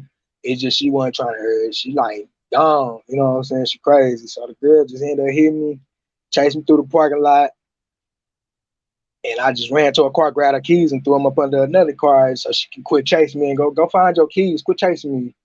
I ain't even called the police while she chasing me in the parking lot. I ain't even called the police on me. Told them where we was and what's going on. I ain't did nothing to this woman. I ain't hit her, touched her. I just cussed out after she ran, tried to run me over, grabbed her keys and threw it. She know I'm on the run. Like, she know I'm running from the police. Right. First thing she do is call the police on me. And I run through the mall. I get outside, start walking. The police grab me. He like, is you such and such? I'm like, nah, that ain't me. You know what I'm saying? When he grabbed me, you know, I kind of pulled out like, nah, that ain't me. What did you grab me for? He like, you sure? I'm like, look, man, that ain't me. By the time you start asking for ID, I just took off running. I ran through the mall parking lot, ran through a shopping center, and then ran through a store I ain't never been in. Like, I ain't never been in a store a day in my life. But it was like I found my way through it perfectly. Like, the security in there was a big old lady, built like she was built like a wrestler, like a big old wrestler. She was standing there blocking the door, and I just rushed her, like just rushed past her real fast, and just, you know how movies is, and the light come on and be bright. It was like I seen the light when I rushed past her and hit that door. Like, I didn't know if I was going out of an exit, a tunnel, if it's gonna lead to outdoors. I didn't know nothing. I just right on instinct, pushed past, get through that door, and it was just bright. I got outside and I looked, seeing where I was. I see police rolling in the parking lot. I just started running. I'm out of breath. I'm asthmatic. I just got through smoking. Like, I'm so out of it. I'm running though. And I just jumped this fence, landed in this backyard with this dog. I didn't know if the dog was gonna bite me. The dog didn't bite me, so I just was like, I ran to the front. You know what I'm saying? I get to the front. The police sitting in front of this house. He look at me, I look at him. I instantly just got on the phone and just waved at him. He waved at me and drove off. You know what I'm saying? He drove off and I'm sitting there on the phone. I'm telling my cousin where I'm at. I'm like, man, come and get me. I don't know why I just didn't keep running. I was so out of breath. I should have stayed running up that block. She telling me, she like, they got it blocked off all the way down here to all the way up here. So I'm like, man. So I'm trying to figure out how I'm gonna get to this car. I'm so out of breath. I'm like, fuck it, I'm gonna hide for a minute. So I went back to the backyard with this dog, hid up under this car. The police came and they got the dude whose house it is. The man, this is when iPads first come out. So the man got this big old iPad. He out there recording. I can hear him clearly. The cop said, there's somebody in my house. I'm getting footage of it. He might be hiding in my shed. Because they looked right at me. I looked at them. They looked at me. Like, I had a cohort coat on with the hood, so I'm buried in these leaves under the car in this little burial for the dog. The dog got a little, a little bowl that they'll make. Yeah. So he got this. I'm curled up in there looking at him. He looking at me. And the police walk right past me. The man come out there with the pad. They all sitting there with guns drawn, tasers and mace drawn, sitting there at the shed door waiting to pop it open. One of them get up there and pop it open. Before they get it all the way open, the dude's scanning. He's scanning the yard. I'm looking at him. He's looking at me. I'm looking at him. He's scanning the yard. I guess he zoomed in. He's like, hey, man, it's a cohort up under my car right there. They look like him. They all came over there and pulled me from up under their car. I immediately threw up on the police foot. Like, I just couldn't hold it in. Adrenaline? Yeah. Smoking and drilling in. Like, I've been smoking blunts. Like, I just smoked a whole pound of weed, like, within the past month. You know what I'm saying? All this stuff going on. So I just been smoking blunt. I wake up smoking weed, go to sleep smoking weed. I wake up at my sleep smoking weed so I can go to sleep. So I immediately threw up on them. And when they got me up front, they were so mad. They like, man, you took us on a run. Dude was like, I just had you at the front of the store. Why you just didn't stop? I was like, shit, you got my name wrong. I wasn't who you was looking for. And then I went from there, went back to prison, found myself in prison. They gave me 5 years. They gave me a 5-year sentence. I went in about 2.5 years, came home. When I came home, I just started moving different. You know what I'm saying? When I came home, I was just like, you know what? I'm not going to dive in this dope game. Like, I'm not about to jump in there here first, go do something right. Like, I started working for my uncles. You know what I'm saying? They got a little construction business. I started working with them. And then I found myself back selling drugs. Like, I felt like that money just wasn't the money I was used to making. I found myself back to selling drugs. You know what I'm saying? Even though I know what it's going to do, what they going to do to me, how they going to do me if they catch me. I know they're going to give me a life sentence if they catch me with these drugs again. But I still lied to myself and told me, get it. It's the only way you can get it, even though I was lying to myself and I know I was doing wrong. So I found myself back selling drugs, and it was like my cousin found out. She was moving to Las Vegas. You know what I'm saying? She like, well, you been out of prison this long, you should come to Las Vegas with me. Come and stay. Come and try something new. Like, you're going to be able to do your music down there. You're going to meet a lot of people. People gravitate towards you. Like, you're going to be able to be successful down there. Come and try something different. I'm like, she's like, you ain't never been to Vegas. I'm like, I think about it. First, I was like, yeah. Then my girl was like, nah, I'm not going to Las Vegas. You know, my cousin crazy. She was right though. She was like, leave that girl. You gonna find another one down here. I ain't thinking to myself, you know. So I'm like, nah, baby, don't want to go to Las Vegas. Then she tell me she pregnant. So I'm like, shit, I gotta get it together. Me and her started arguing and fighting. Shh. Police get called. I lose all my drugs. So now I'm back to zero. We just lost the apartment. And I hate living with people. Like, you know, I don't like living with people. They talk about you, whether you're doing right or whether you're doing wrong, they're gonna have something bad to say. So it was like I didn't want to live with no one. So it was just like I was back at my grandma's. Me and my girl back at my grandma's. That didn't last long because I was like, we gotta find somewhere to stay fast. You know what I'm saying? So we here just found somewhere to stay, but we found somewhere to stay. So mind you, I'm still broke, busted up, disgusted. My partner pulled up. He was like, man, I got a lick. You know what I'm saying? It's over $10,000 and it's a whole bunch of bricks of weed in the bar. So I'm like, well, nah, I'm cool. I shot him down for the first month and a half. I was like, nah, I'm cool. I'm gonna get it how I know to get it. I'm gonna just grind, bro. I'm gonna stay out here and figure out a way to come up with turn five into 100 real quick. I'm not hitting no more licks. I told myself I ain't hitting no more licks. I'm at a vow with God. I won't hit no more licks. One day I needed the money. You know what I'm saying? Rent. We ain't got no money. We ain't getting no food. So it's even harder. So I'm like, I need the money. And it was crazy. My partner called me. I had an abscess tooth at the time. So I'm on muscle relaxers and lower tabs. You know what I'm saying?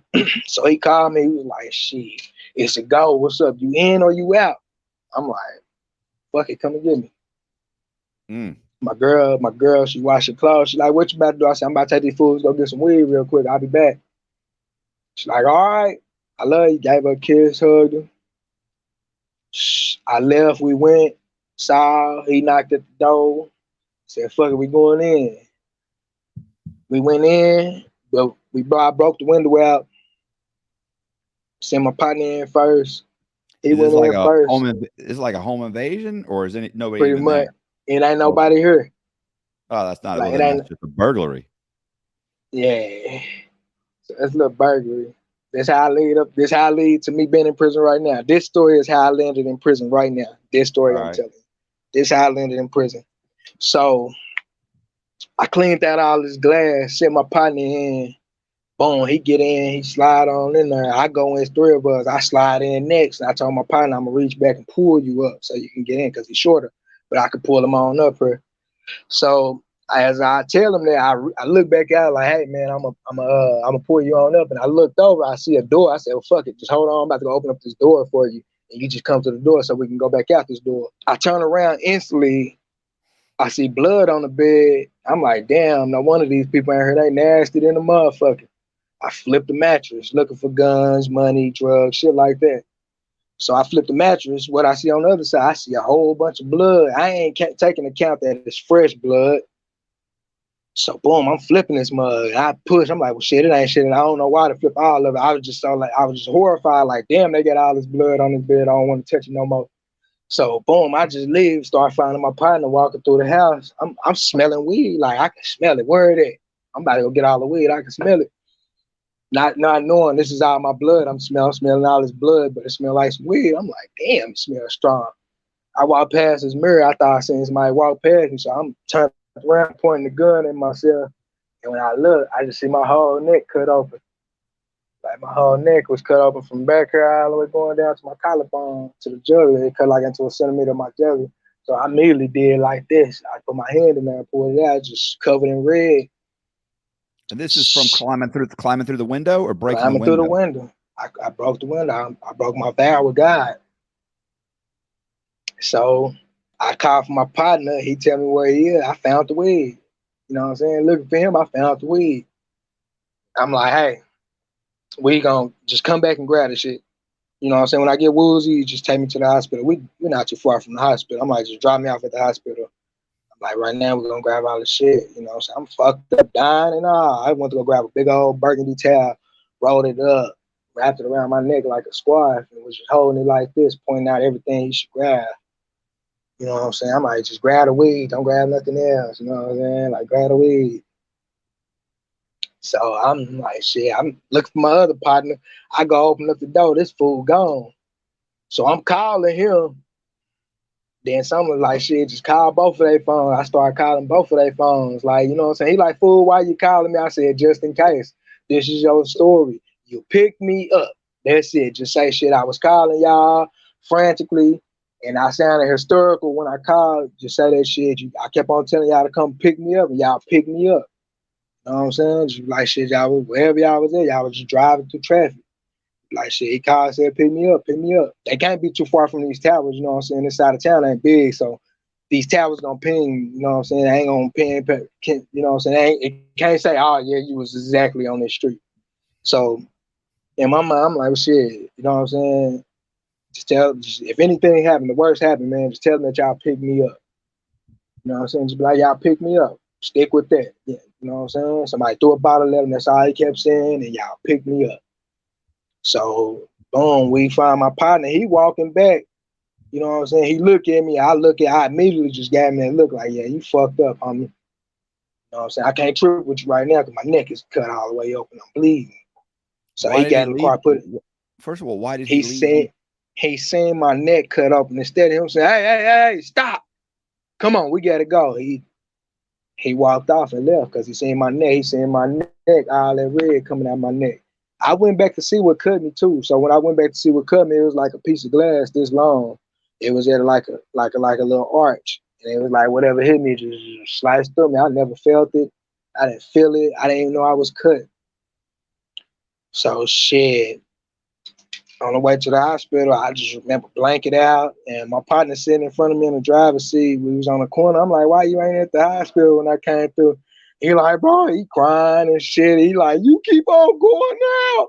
I'm like, well, drive this motherfucker. I like, why you keep stopping at all these red lights? Why you ain't got me to the hospital yet? Like, I'm forcing them. Like, if the police jump behind you, keep driving. Don't you stop this motherfucking car. Like, I'm so out of it. I'm putting myself to sleep because I'm trying to keep the pressure on it, but I'm squeezing so tight and I'm just knocking myself out. You know what I'm saying? I thank God that I was on FlexiRails that day. I didn't feel it. I was so relaxed. I called my girl, you know what I'm saying, after this fool and slapped me all in the face. And I'm looking at him crazy, like, what the fuck is you in my face like that for? The other dude sitting up there with his head down because he know he fucked up. He like, damn, this fool about to die on us. He know it's over with. So, dude, I called my girl, was like, hey, baby. She like, where you at? I said, I'm on my way to the hospital. She didn't ever ask why. She like, what hospital you going to? I was joking. Like, she like, you motherfucker, you playing. I'm like, I'm on my way to the hospital. She like, what hospital you going to? I said, hey, man, what hospital y'all taking me to? Shit, they told me, they like, we'll take you to St. Francis. I'm telling her the wrong hospital the whole time. They gave me the wrong hospital to tell her. So I tell her, you know what I'm saying, this is where I'm going. Come meet me there. I ain't telling the severity of the situation, nothing. I'm like, just come and get me. That's all I'm telling. I'm like, just come and get me. Like, shit, we got to the hospital. I was so out of it. All I remember the fool pulling me out the car, and I was looking at the IMSA lady, and I couldn't get the words out of my mouth now. You know what I'm saying? I'm up here just, I know I'm lipping, help me. I'm like, help me. Like, in my mind, I'm hearing myself saying, help me, but it ain't no words coming out. My friend ain't nothing, probably about 125 pounds. I'm like 175. So I'm 50 pounds over his weight limit. So he dragging me in the hospital with blood gushing on him, me from me to him, the towel, the floor. Like every time my heart beats, so much blood going. And next thing you know, all I know is we just hit the floor and I was out of there from there. Like I woke up 3 days. I woke up during surgery.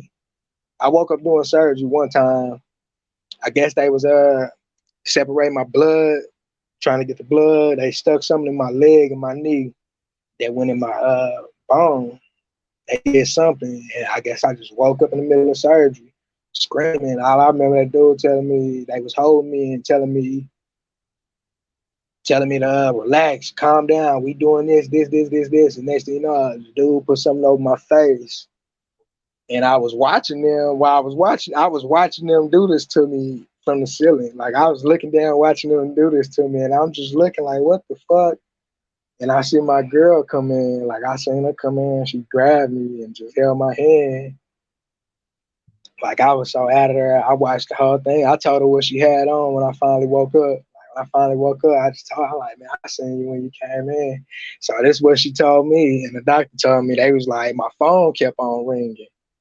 You know, and mind you, I told her the wrong hospital first off. So she finally got it in good. Like, this boy at the damn hospital, she been calling my phone back to back to back to back because she thought I was playing. So the doctor finally take my phone. He was like, man, your phone just wouldn't quit ringing. We grabbed it out your pocket, and I just answered it. Said, babe. So I answered it because she kept calling. And he was like, hello? And she was like, Mom, she asked for me, and they was like, well, I think this is him laying on the table. And I guess she was like, well, where is he at? And they told her where I was, and that's when I seen her come in the room. Like, I seen her come in the room, she was crying and just looking at me, like, and I was just watching. It was like I was sitting in the ceiling watching her. Like, and I was just watching everything go on, the tubes, like I seen all that. And when I woke up, I was like this. Like 3 days later, I woke up like this. Like, oh, I finally just woke up and I couldn't turn my head to the right. I couldn't turn that way. Like I couldn't do this. Like everything I did was like this. Huh? Yeah. Like I had to drive like this, sideways. But it was crazy. Through all that, okay, I guess they charged my partners then. They had them charged with burglary, homicide. That's how they scared these fools to telling everything. So they used the scare tactic because this is what the police report says. Police report said Mr. Nitty is not gonna make it. We don't believe he's gonna make it. Left it right there, dead issue, right? Right. It's a dead issue. So they're gonna charge them. So these guys start talking. Man, one of them said that I grabbed all the stuff at the house and took it. The other one was like, it was his idea, this. I didn't find all this out, so I got a lawyer. Like, mind you, I woke up 3 days later. I'm like, fuck, I thought I was shackled to a bed. Like, I thought I was handcuffed. Like, I thought I was going to wake up literally handcuffed.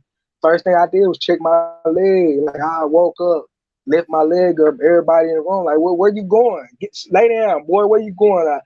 And they ain't knowing in my mind. I'm like, I'm supposed to be handcuffed. So I moved my other arm, you know what I'm saying? They like, can you sit up? I'm like, I can't say nothing because the tools been in my throat. I'm like, I want something to drink. So they like, the doctor come in like, oh, he woke. They like, get him something to drink. What you want? Apple juice. You know what I'm saying? I like, give me some apple juice. They gave me some cold apple juice. I started getting it together while I talk. So the first thing I asked was, can I leave? Shit, the doctor looked at me. I'm like, I ain't got insurance. Can I leave? Like, I don't want to stay here another hour. I'm up and I ain't surrounded by nothing but family that's willing to walk out these doors with me. The doctor looked at me. He was like, stand up for me. I stood up, no problem. It was still a little hazy, so I stood up. He was like, all right. He like, drink the apple juice. I drank the apple juice. He like, all right. It didn't hurt. You know what I'm saying? It didn't hurt. I was so numb. It didn't hurt at the time. So I'm like, I'm good. I'm taking the pain. I'm ready to go. I don't want a detective to walk in this door and say, come on, you going to jail now. Right. So my grandma looked at me. I looked at my grandma. I'm like, I'm ready to go. She's like, you ready to go? I'm ready to go, grandma. And the doctor, I told him I ain't had no insurance. I'm like, man, I ain't got no insurance. Just let me go. Boom. He was like, I'm going to go get your discharge paper right now. It was like the doctor knew why I was leaving. He know why I'm leaving. Like, she ain't cuffing. Just let me go. So, boom. I'm out. 6 months down the line, I finally got movement to my neck. I can finally, you know what I'm saying, move it. I'm driving. I go on a lunch date. I come back from my lunch date. I'm about to go pick up my gun from my mom's house. Wait a minute. You're telling me the cops never showed up? Never charged me. Never charged you? 6 months later, I never got charged. I didn't have no warrant out for my arrest. Nothing. I told you I walked out the hospital. No police there. No. What about the other two Them guys? fool, one of them pled guilty to something, got 5 years probation. The other one turned into a rat. Okay. Like a real full-time rat. So I end up 6 months later, I'm driving. I'm, you know what I'm saying? I'm doing better. I'm back hustling, got a little money, got about 3 cars, a motorcycle. So I'm driving. I'm like, fuck it. I dropped the girl off, my partner in the car with me, and we just left. So I'm like, fuck it, I'm about to go change cars, you know what I'm saying? Get out of my truck, go get in my car. So I end up getting in the car. I end up getting into the truck, driving. I get to this corner. The way the corner is, it's offset. Like, it's offset. Like, it's like the corner is offset like this. Like, this is one corner right here. This is one corner. But this, on one side, you can't see. Like, the four-way, how it is, it's a crooked four-way. So even if I didn't stop or even if I still going or whatever I did, you didn't see it because it wasn't what you said it was. This is what the police said. The man said I never stopped at a corner. I stopped at that corner for 3 seconds. One is nobody coming. I stopped, complete stop. 1, 2, 3. Hit the gas. The way it looked like the truck do this when it go off. So boom, I hit the gas.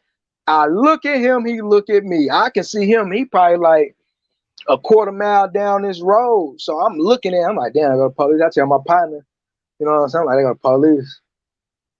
Boom, I kept driving.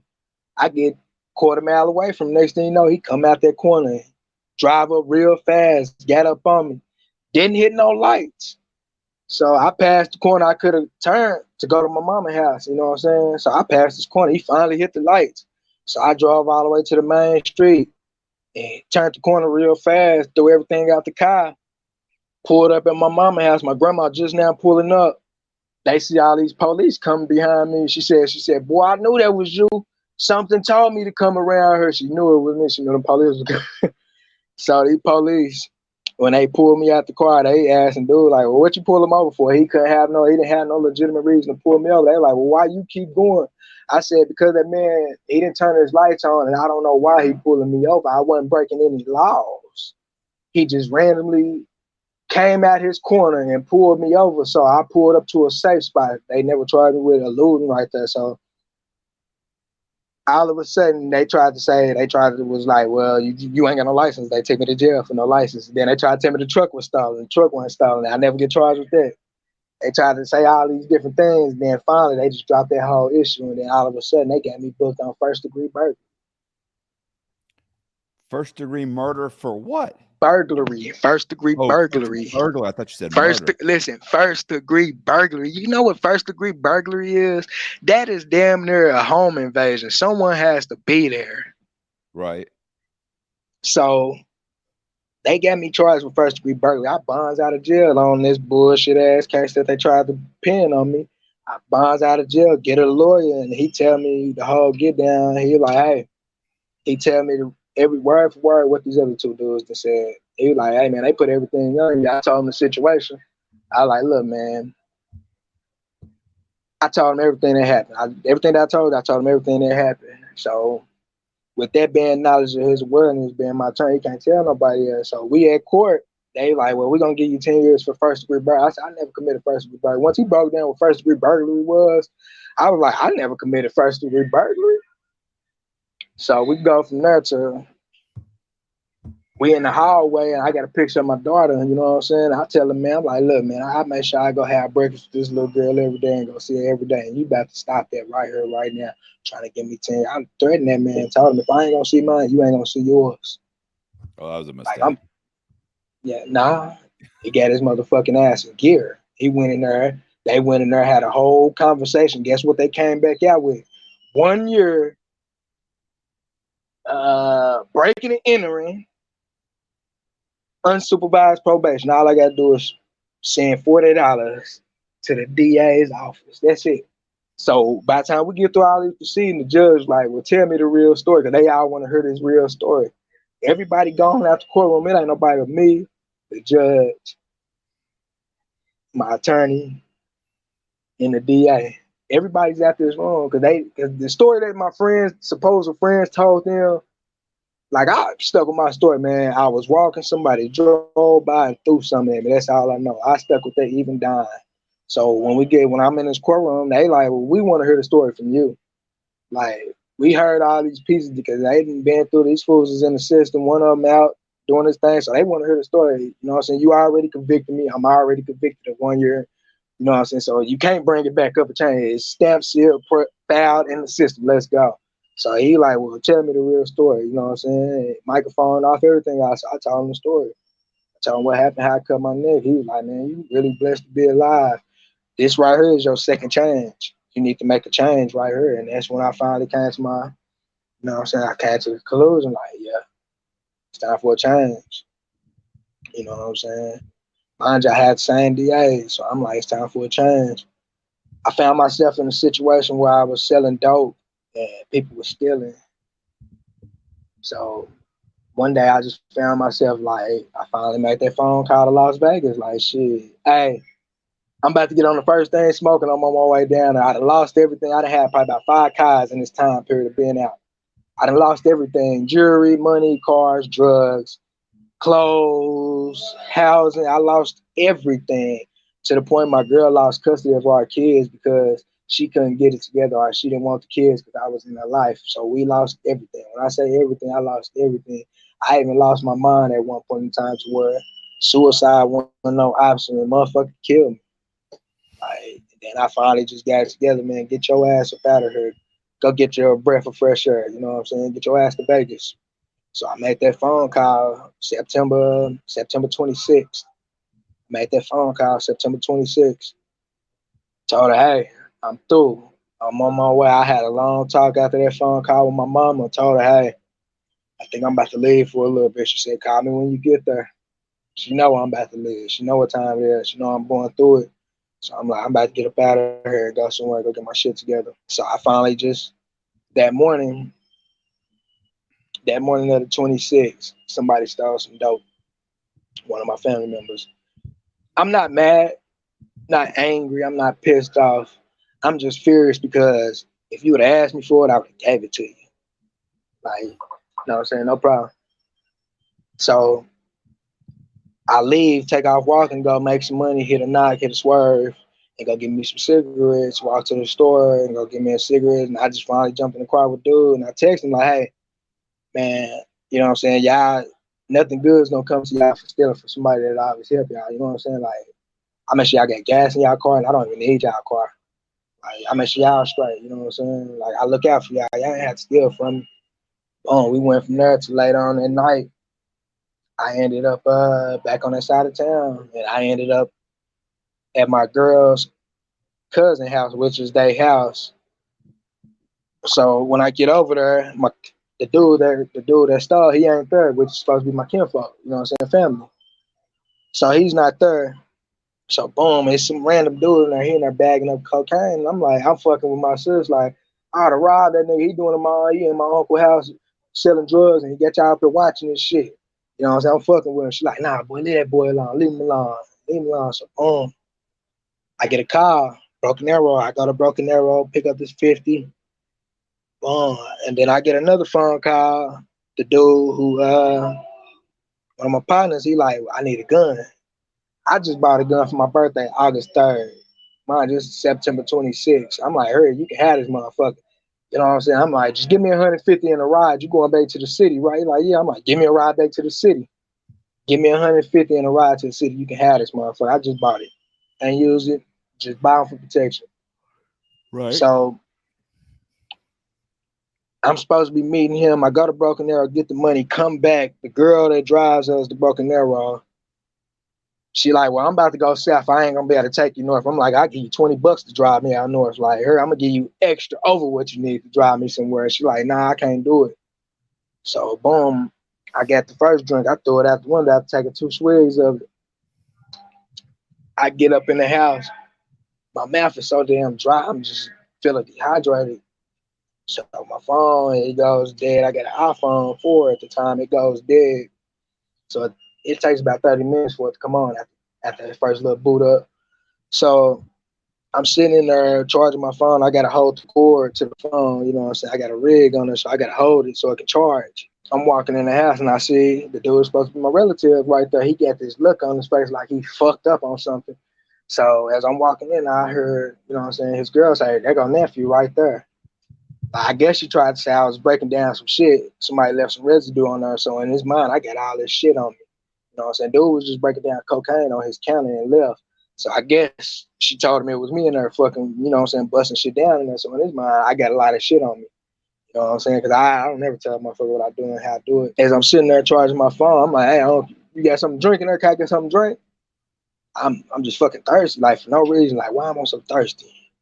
So I go in there, go get the drink. I'm like, shit. Hey, let me just get this root beer and I just give y'all $5 so y'all go buy y'all some more. It's a 3 liter. He like, go ahead, nephew. So I grab a root beer, boom, I'm hitting this thing, trying to get my mouth back more. He like, nephew, let me see that drink real quick. Let me get a little bit of it. I pass it back to him, like behind me, like this. I ain't even look at it. I just pass it back to him, grab it. I'm charging my phone now. I'm still sitting there charging my phone, waiting on it to come on. So boom, I reached back, like, oh, let me get the drink. When I reached back, I don't know what he was doing. He was doing something like this, like he put something in there and just dropped it down. So I grabbed a drink. I ain't thinking nothing of it, but it didn't dawn on me what he was doing. You know what I'm saying? It ain't dawn on me that he putting something in my fucking drink. Shit, I hit that motherfucker, boom. I hit it some more and I just chugged it. I chugged it to like it was about that much left up in there. Like just, you know what I'm saying, a little bit. And I just threw it in my bag. And as I'm sitting there waiting, it's like I started feeling high. Like it wasn't no high I ever felt, and it just felt weird. Like I started feeling weird, like not myself. So my phone cut on. When it cut on, I just started dialing whoever number I could get to pick up their phone and come pick me up because something ain't right. I started instantly feeling like something ain't right. You know what I'm saying? This fool went to go turn off every light in the house. I'm still dialing. And next thing you know, I see him standing behind me with his gun out. So I end up calling my baby mama and shit. She didn't answer the phone. I don't know where she stayed. Like we was just together 2 days ago in the hotel room, but I don't know where she stayed at. You know what I'm saying? I'm not looking for where you stay at. Like, you know what I'm saying? She wanted to get her piece and come and see me, and I gave her a piece and let her come and see me. So I'm sitting there. She finally picked up the phone. I'm like, hey, man, I'm on 21st. Going like, yeah, you can pull up. Come. Yep, I got one of those. Like somebody's coming right now. I'm like, yeah, how far is y'all? Yeah, you just down the street. Come on. So I'm trying to throw him out because this fool's standing behind me with this gun, and it's kind of making me paranoid. Like, why is you standing behind me with the gun? So my phone, the light cut off, and I just dropped the phone down, like, you know what I'm saying, holding it to charge after getting out the phone.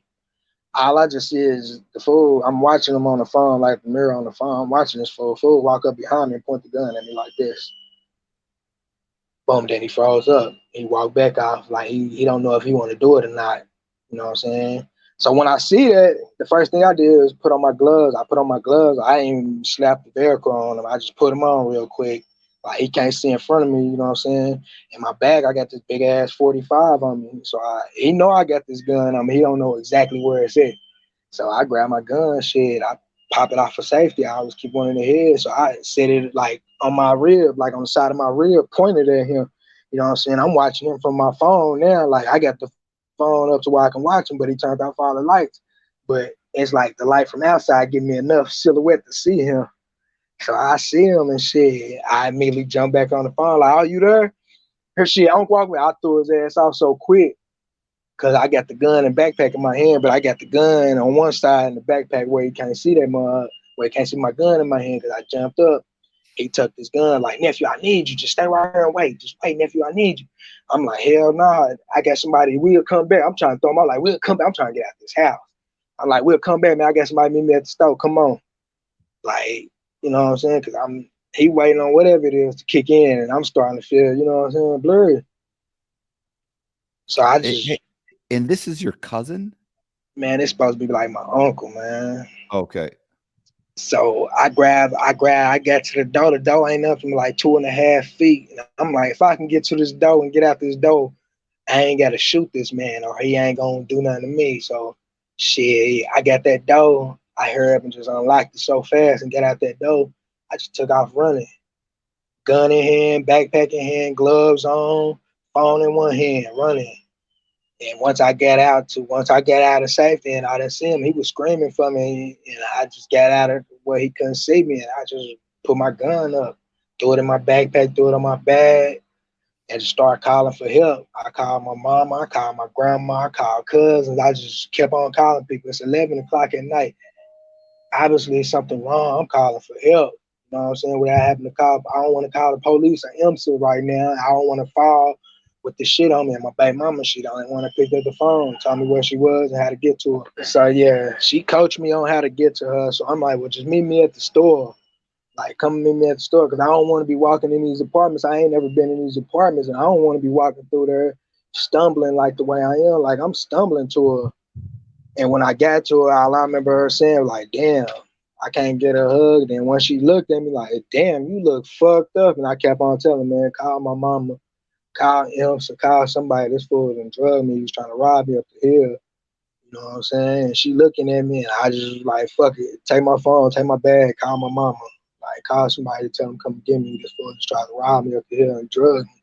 Like, she see something wrong, I ain't thinking nothing of it. You know what I'm saying? Like, we got our past, we got our moments. You know what I'm saying? We got a lot of bad and good. So I guess she seen the situation and seen the opportunity. She like, we quit fucking with each other because she always tried to get me locked up. So I guess she seen the opportunity this time. I didn't want to be with her. I told her, like, I'm cool. Like, prior to the, like, 2 days ago, I just told her, like, I don't want to be with you. Like, we can't do this. We can't do us no more. This is it. Like, this is it. I called myself needing her that night.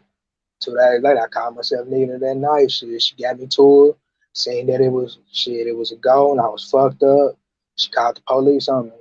You know what I'm saying? I seen the police, and fight or flight kicked in. I took off running. I ran. I tried to run the house and try to get I had dope, guns, skills, money, all this shit on me.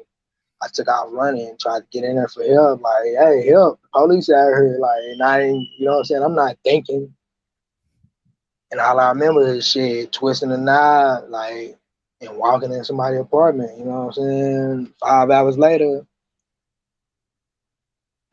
later, shit, I was hanging out of a window. It was tear gas in there. It was smoke in the air. Like, I don't even remember too much of nothing. Like, all I remember. Wait a second. So you went into the house. Yep. I was in somebody's random apartment. Okay. Wasn't nobody there. The door was unlocked. They even said, like, they tried to charge me with first-degree burglary, second-degree burglary, and it wasn't nobody there, and it wasn't kicked in. Like, it wasn't no damage to the door or nothing. They still tried to charge me with first-degree burglary. So, mind you, all right. So, boom, 5 hours later, I come down.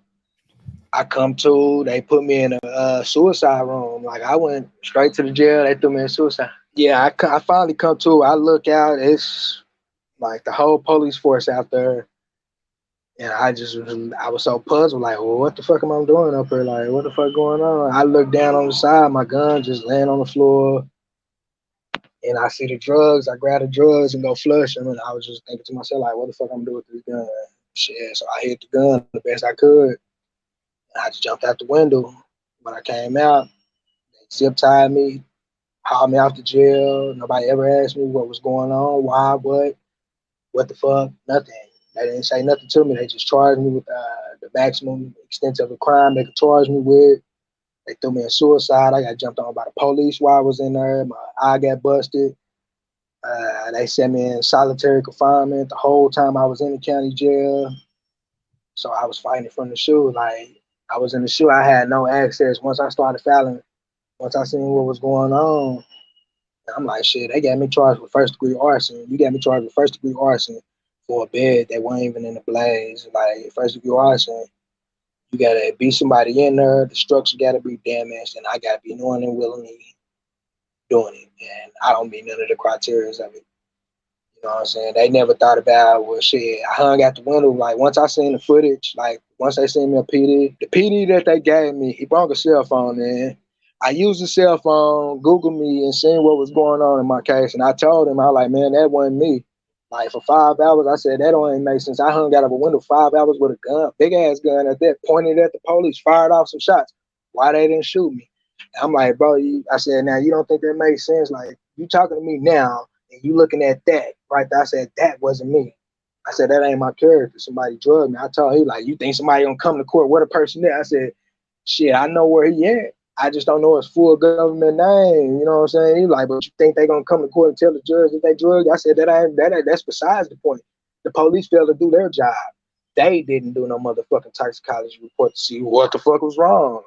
If I was such a threat, you know what I'm saying? Like, y'all, for 5 hours, I played with y'all, toyed with y'all, pointing this gun at y'all, saying, what was the threat at?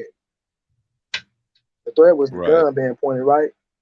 Why y'all didn't shoot me? Why y'all didn't do all this shit? Because y'all knew I never heard the 911 call that night. I want to hear the 911 call. What was called?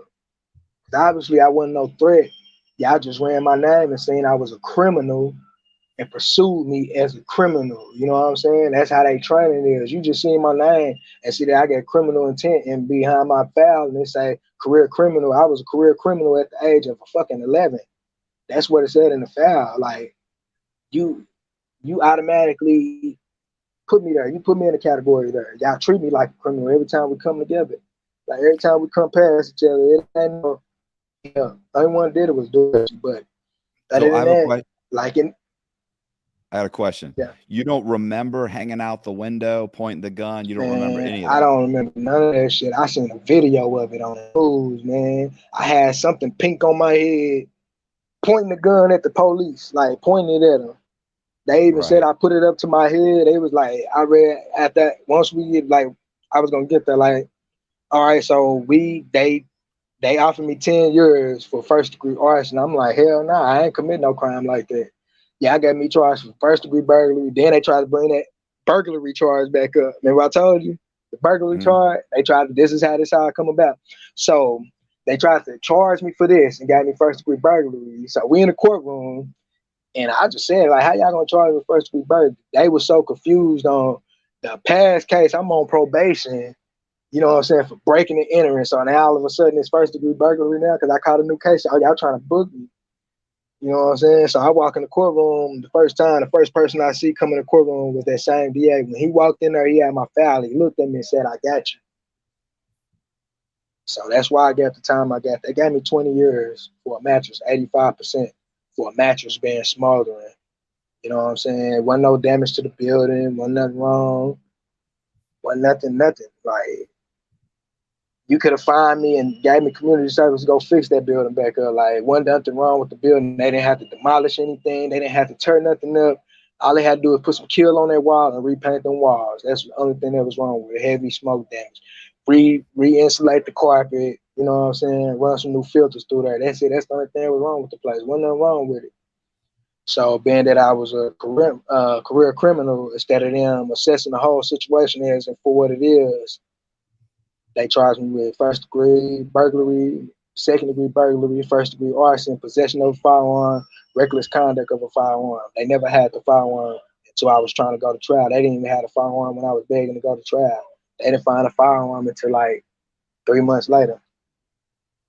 So I was just like, shit, let's go to trial. Because I mean, now you got to get there. See, in my mind, how trial work, you got to bring my accusers up, right? Right. I don't have no co-defendant. You ain't got nobody to come testify. The only person gonna come and testify is this girl that say I did what she said I did. My baby mama flipped the whole story and told him I came over there tripping over custody of our kids. So I was Okay. just like, fuck it, I want to go to trial. You know what I'm saying? The PD I had, he was so adamant of trying to get me to take time. I'm like, I don't want to take no time. I've been in prison. I'm like, you read my file. I even asked him, I'm like, do you know what's going on in my case? He didn't even know what the hell was going on in my case. He just came in and offered me time because his boss sent there, get him to get some time. You know what I'm Right. saying? The judge mocked this man because I wouldn't sign for 10 years. He was like, damn, Ben Wuss, you couldn't get him to sign. Like, you mocking this man in the courtroom because he couldn't get me to sign no time. You couldn't get me to, you know what I'm saying? They was mocking this man because he couldn't get me to plead out. And I'm telling the man, like, hey, that wasn't me in that video. So by the time we about to pick jury, he jumps up and was like, Your Honor, I want to plead insanity for my client. Like he trying to do his job now. Like, you should have did this from the jump. Like, hey man, from the video, from everything I seen, it seemed like my client wasn't himself. It's more to this video than what meets the eye. We need to get that lady in here and have her come here and have a, you know what I'm saying, a chamber sit down brief. Like, let's get in the chamber and talk about it. It ain't got to be no open courtroom discussion. It's something y'all need to pull her in there and really get on her because the shoe needs to be on the other foot. She needs to be in her serving time too, because you falsely accusing me, and that's what led up to all these events. Okay. You So see what what I'm happened? saying? So he couldn't get me to take the deal. So we had jury. I'm like running through the names, ages, city, and state where they stay at. And I'm picking my jury. And the man jumped up, was like, I want to plead insanity. And then they jumped up and stopped. And stopped right there because they found the motion I filed. I filed the motion for ineffective counseling. So boom, that held off right there. Boom, for me picking jury. And they went back to why am I filing this, you know what I'm saying, effective counseling. I'm like, well shit. First off, the man don't know my case. He never came and asked me my side of the story.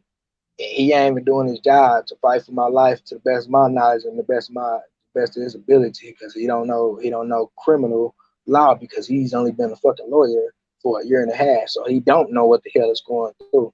Like, he don't know what's going on in the case. You know what I'm saying? I kept on telling him, like, I don't feel like he's gonna be able to fight for my life the way, you know what I'm saying, to the best of his ability. And the judge mocked me, laughed at me, and told me it sounded like to me that you want him to come and spend more time with you. I said, nah, I just want the man to be able to fight for my case. If you're going to get somebody to fight my life, at least fight for my life. You know what I'm saying? The man adamant on me taking time, and I told him I don't even fit the criteria of the crime. So, boom, that stopped me right there. We quit picking jury, and shit, we went from there to the man. We went to, we had one more proceeding until they gave me an ineffective counseling because I found the man was like, well, fuck it. We're going to get you mental health court. This is what he tell me. We're going to get you mental health court. All you got to do is sign this paper. Boom. Take a blind plea. You take this blind plea. I'm going to tell them to get you mental health court. This is what he's signing for. Like, this is what he's telling me. So I'm like, I don't even know what a blind plea is. You know what I'm saying? He never broke it down, what it is, what it's going to do. You know what I'm saying? So then that is my attorney. He'd go out and tell my family, you know what I'm saying, what this blind plea is. So they come in, take the blind plea, take the blind plea. I'm like, hell no, I want to go to trial, y'all. They like, nah, take the blind plea. They gonna wipe you. I'm like, they can't wipe me out. You got to get that girl up here to come tell the side of the story that ain't been told. And then guess what? I get to tell my side of the story. Right. You know what I'm saying? You got to bring that cell phone. What the evidence is. You know what I'm saying? That's what I'm telling you. You need evidence to convict me. What the evidence is. You know what I'm saying? What led up to all these events? Like, I ain't wake up one morning, I'm about to go over here, gotta do something to this guy. I gotta burn the house down. Ain't nobody waking up like that. I didn't even wake up with it on my mind.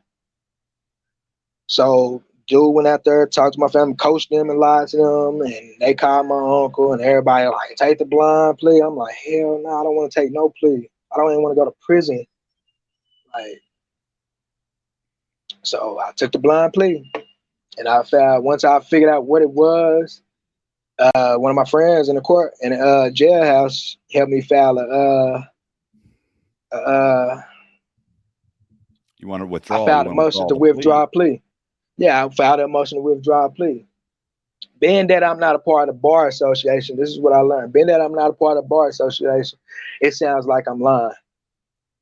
That's what I got up out of all of that. Because the man who I'm telling them, you know what I'm saying, I told him everything that the man did and what he's doing and what he hasn't done and what he should be doing. Like, and they was just like, shit, he ain't there. So being that he's a part of the bar association, he ain't had to get up there and testify. But it's in black and white. The man said, yeah, we talked about court, mental health court. Yeah, I told him we was gonna get a mental health court all the way to I don't recall it. This is in black and white. This is all in black and white. So that means you lying. You a lie. I got this in black and white right now in my cell, in black and white, where this man said, yeah, we talked about it. Yeah, I said we is. Yeah, I filled out the paperwork too. I don't even know what I'm talking about. I don't even know what he's talking about. We ain't never had that discussion. I mean, like, that's why I took the blind. That's why I took the blind plea. That's why I'm telling the judge. I'm like, that's the only reason I took this blind plea. So we went from there to me telling them what happened, to me coming off the stand, to I'm giving you 20 years for this, 6 years for this, 2 years for this, 3 years for that. I got sentenced right off the stand. As soon as I told them that he's not gonna fight for my life, they sentenced me right then and there. So what? They denied my withdrawal plea right then and there and sentenced me right then and there to 20 years. That ain't the way. 20 years. They gave me 20 years right then and there. Like, based on that blind plea. Even if I filed a withdrawal plea, they still gave it to me based on that blind plea. So on 20 years, You do 17? 17 and a half. I've been gone almost 9 years. Whoa. You still got Yeah. 8.5 years. I'm in a medium max securities prison, and it's just like I just felt like I never get the justice. Like I never even even with just the system, just it just like I was victimized. Like the whole thing, like it was bias and prejudice. Even during that whole proceeding, like the judge was in, they switched me judge because one judge mocked me and laughed and told me he feel like I want the man to come spend more time. And after asked me am I on any psychology psych medicines that keep me from understanding knowing what's going on. I told the man, yeah, I'm on meds. I don't know what's going on. You know what I'm saying? When he asked, I like, nah, I don't know what's going on. He still proceeded. You see what I'm saying? That right there, you are going against your whole everything you stand for and everything you build. You showing your real true colors right now in this courtroom. Instead of you doing your job and proceeding the right way, you didn't. And once he caught on to it, they hurry up and switch me chambers. They switched me rooms. Gave me a judge, which was his homeboy. His homeboy proceeded right on through. Denied my withdrawal plea right then and there. Sentenced me to 20 years. Have you tried to appeal it? I appealed it. All they did was took down some of the fine. So now I'm in a process of where I'm about to file a commutation or post conviction relief. Yeah, they just never just like it was just like the system is against you. Period. Like So now you're it ain't trying to no get such thing as you're I'm trying to trying to get get out of prison now. trying to get the Trying to get governor. we trying to like right now they pushing for something where they can't where the governor is not involved in a parole hearing in a parole process because it's like this. You can get off what is it, 6? You can get all 5 yeses. And that's the parole board saying, yeah, we feel like he should go out, which is the public that don't know me. You know what I'm saying? That the governor hired Right. to say yes or no. And you can get all 5 yeses and you waiting on this governor to sign yes or no. And guess what the governor gonna do? No. No. So what was the point of you hiring all these people? What do they judge? Where's their integrity at? You don't believe in their integrity? Well, it You know looks what I'm good. saying? So why would you It looks good huh? for him to hire these people. It looks good Yeah, it that look good, but if you're not doing what you're supposed to be doing, how do we fight that? Like how do a person in prison fight that? You know what I'm saying? How do you fight that? Because they don't tell you why the no is no. They just know. Deny. Like, damn, y'all just said yeah. Now you deny. So it's like, it's a shitty situation. yeah, it is. But it's crazy. I got some good out of it. Like I can honestly say through this sentence, I've been blessed. Like the positive side of it, I've been blessed. Like it could be worse than what it is. Like I done seen people die in here, get killed in here, overdose. I done seen the worst in here. Like in a small community, a lot happens. You know what I'm Right. saying? So it's like I've been blessed. I can honestly say I've been blessed overall. Like it was an eye opener I needed. You know what I'm saying? Well, what are you doing while you're there? Are you taking any programs? Are I you took I'm in programs. I'm in different classes. I just graduated the main program here, one of the first pupils of the program. And we in another program called Pathways, which is an extension of this program that lasts forever, even outside of incarceration. So I just bring a community of felons together and show them like, look, hey, you can beat the odds. You know what I'm saying? You might be a part of statistics, but you can change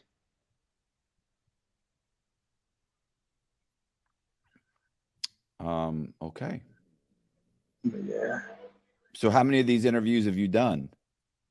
Like this like my third one right here. Like I ain't never been in depth like this. Like you probably the only one that get the in depth story like this. Well, where do the other ones go? A lot of them be like music, like Carter, we talked about what I do in prison, you know what I'm saying, what I do in time. And I kind of touched on just like being locked up in prison. I'm a majority of my adulthood. Majority of what? My adulthood. Oh, okay. Um Yeah, listen, I'm gonna call a couple of well, I'll text a couple of guys that if you want to do any more of these. Yeah, man. What's up? You trying to get my celly on next? I'm not. I mean, what's the story again with the celly? Here, let him tell you. Come here, skin.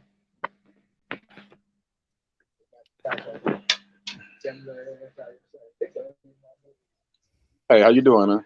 Hey, I'm good. I'm good. What's the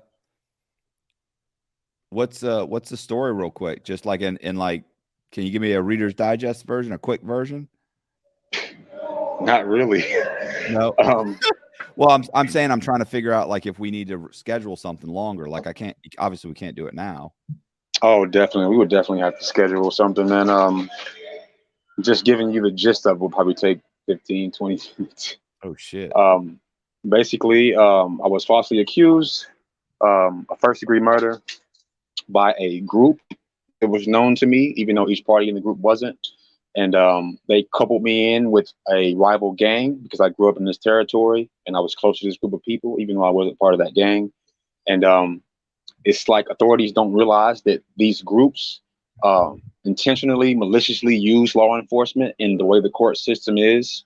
And they use that the same way they would retaliation in the streets with firearms or with anything else. They use that. And it was intentional. Um, the people who accused me of this crime admitted they didn't know who the shooter was, admitted that I wasn't present during the initial altercation, admitted that it had nothing to do with me for weeks. And then when the pressure was on, because they were all charged with their own crimes, they were all in cahoots doing other illegal and violent activities. Um, my name came up because I was close to the guy they were directly involved with. We have the same last name. These people who knew of me didn't know me intimately. Me and this guy have the same last name, which is Smith, even though my family is originally from East Texas and his family is originally from Alabama. Both of our families relocated to Tulsa, Oklahoma, where we grew up in some apartments called Comanche Park in North Tulsa. And because of our relationship, thought we were cousins. We had the same last name. And the altercation that happened initially led to a shooting 24 hours later. And that's how I've gotten drawn in. One person in particular who knew me in the group had falsely accused me of being involved in the initial altercation. And that's what got me stopped and frisked, got my name ran, and got my name put into the case. Even though 24 hours later, when the shooting actually happened, my name wasn't said. No one brought me up because I actually wasn't involved. 2 weeks later, my name will be brought up again because my name was ran the night of the initial altercation, and the suspect was still at large. So the guy who they knew was involved in the beef was suspected to be my cousin because we were close and we had the same last name. So people tied us together in this altercation, So and the you got rest is history. entered into an investigation and it just continued to spin in that within the investigation until you became the prime suspect. Yeah. And it's crazy because I have a I had an alibi defense at the time of trial. So I had Right. multiple people let these people know exactly where I was, who I was with, when I left there, how I got there, the whole nine. I can prove that I wasn't even in the city limits at the time of the crime. I still can. Um, Even a bigger deal is that 7 years later, Arlen Young, the guy who actually committed the crime, the guy who was actually fighting the deceased in the initial altercation, the guy who had the beef with him, admitted to the crime on his deathbed to his family. And I'm still here. We presented this evidence to the case, to the courts through post conviction, through attorneys and private investigators working, and I'm still here. The courts won't hear it. They won't give me the hearing that I need to make a record of these out of court record facts that would, get me exonerated, get my sentence vacated. So that's where I am now, trying to get in court. Okay, well listen, Marquise has my number. Like we can text. Do you Okay. want to text something? So I'm going to contact somebody because I may or may not have something on this Friday. So next week I can probably figure out a time, but obviously you guys have certain times you can do things. So Okay. either sorry, go ahead. I can give you my advocate's number. Her name is Shelly Ware. That may be the best way to go about it. Wait, can Marquise text it to me, her name and her number? Yes, or would you rather I can have him. Yeah, I can have him do that right now. Yeah. Have him do that, and then I'll contact her, and we can try and figure out some way to do like a, like an in-depth interview, not like a 15-minute interview, but like this, where just tell me like, hey, I was raised here. Here's my parents. Here's my brothers, my sisters. I was raised in, this community. I went here. I was never any problems, or hey, maybe I had problems as a kid. Like, however, I'd love to. You know what I'm saying? Because most people, like, you can't tell me your fucking story in 15 minutes, bro. Like, you can't even do it in 45 minutes, because the truth is like, you kind of need to know like that background. Like, were you ever in trouble? Was it a bad neighborhood? Was it a good neighborhood? Was it in my character or not in my character? Like, and I've learned that over time. People don't, it's not just your story. People need to know you too. Know what you're like, what's normal for you. And they don't. You don't get that when you're hearing someone tell their story. You don't get that when you see a guy who's incarcerated, he's been gone 13 years. You don't get that. Hey, I appreciate you guys watching the video. Do me a favor, if you liked it and you want to hear more content like this, hit the subscribe button, hit the bell so you get notified. Leave me some comments in the comment section. And I really appreciate you guys checking it out. And also, if you want to help support the channel, by all means, go to my Patreon. It's in the description.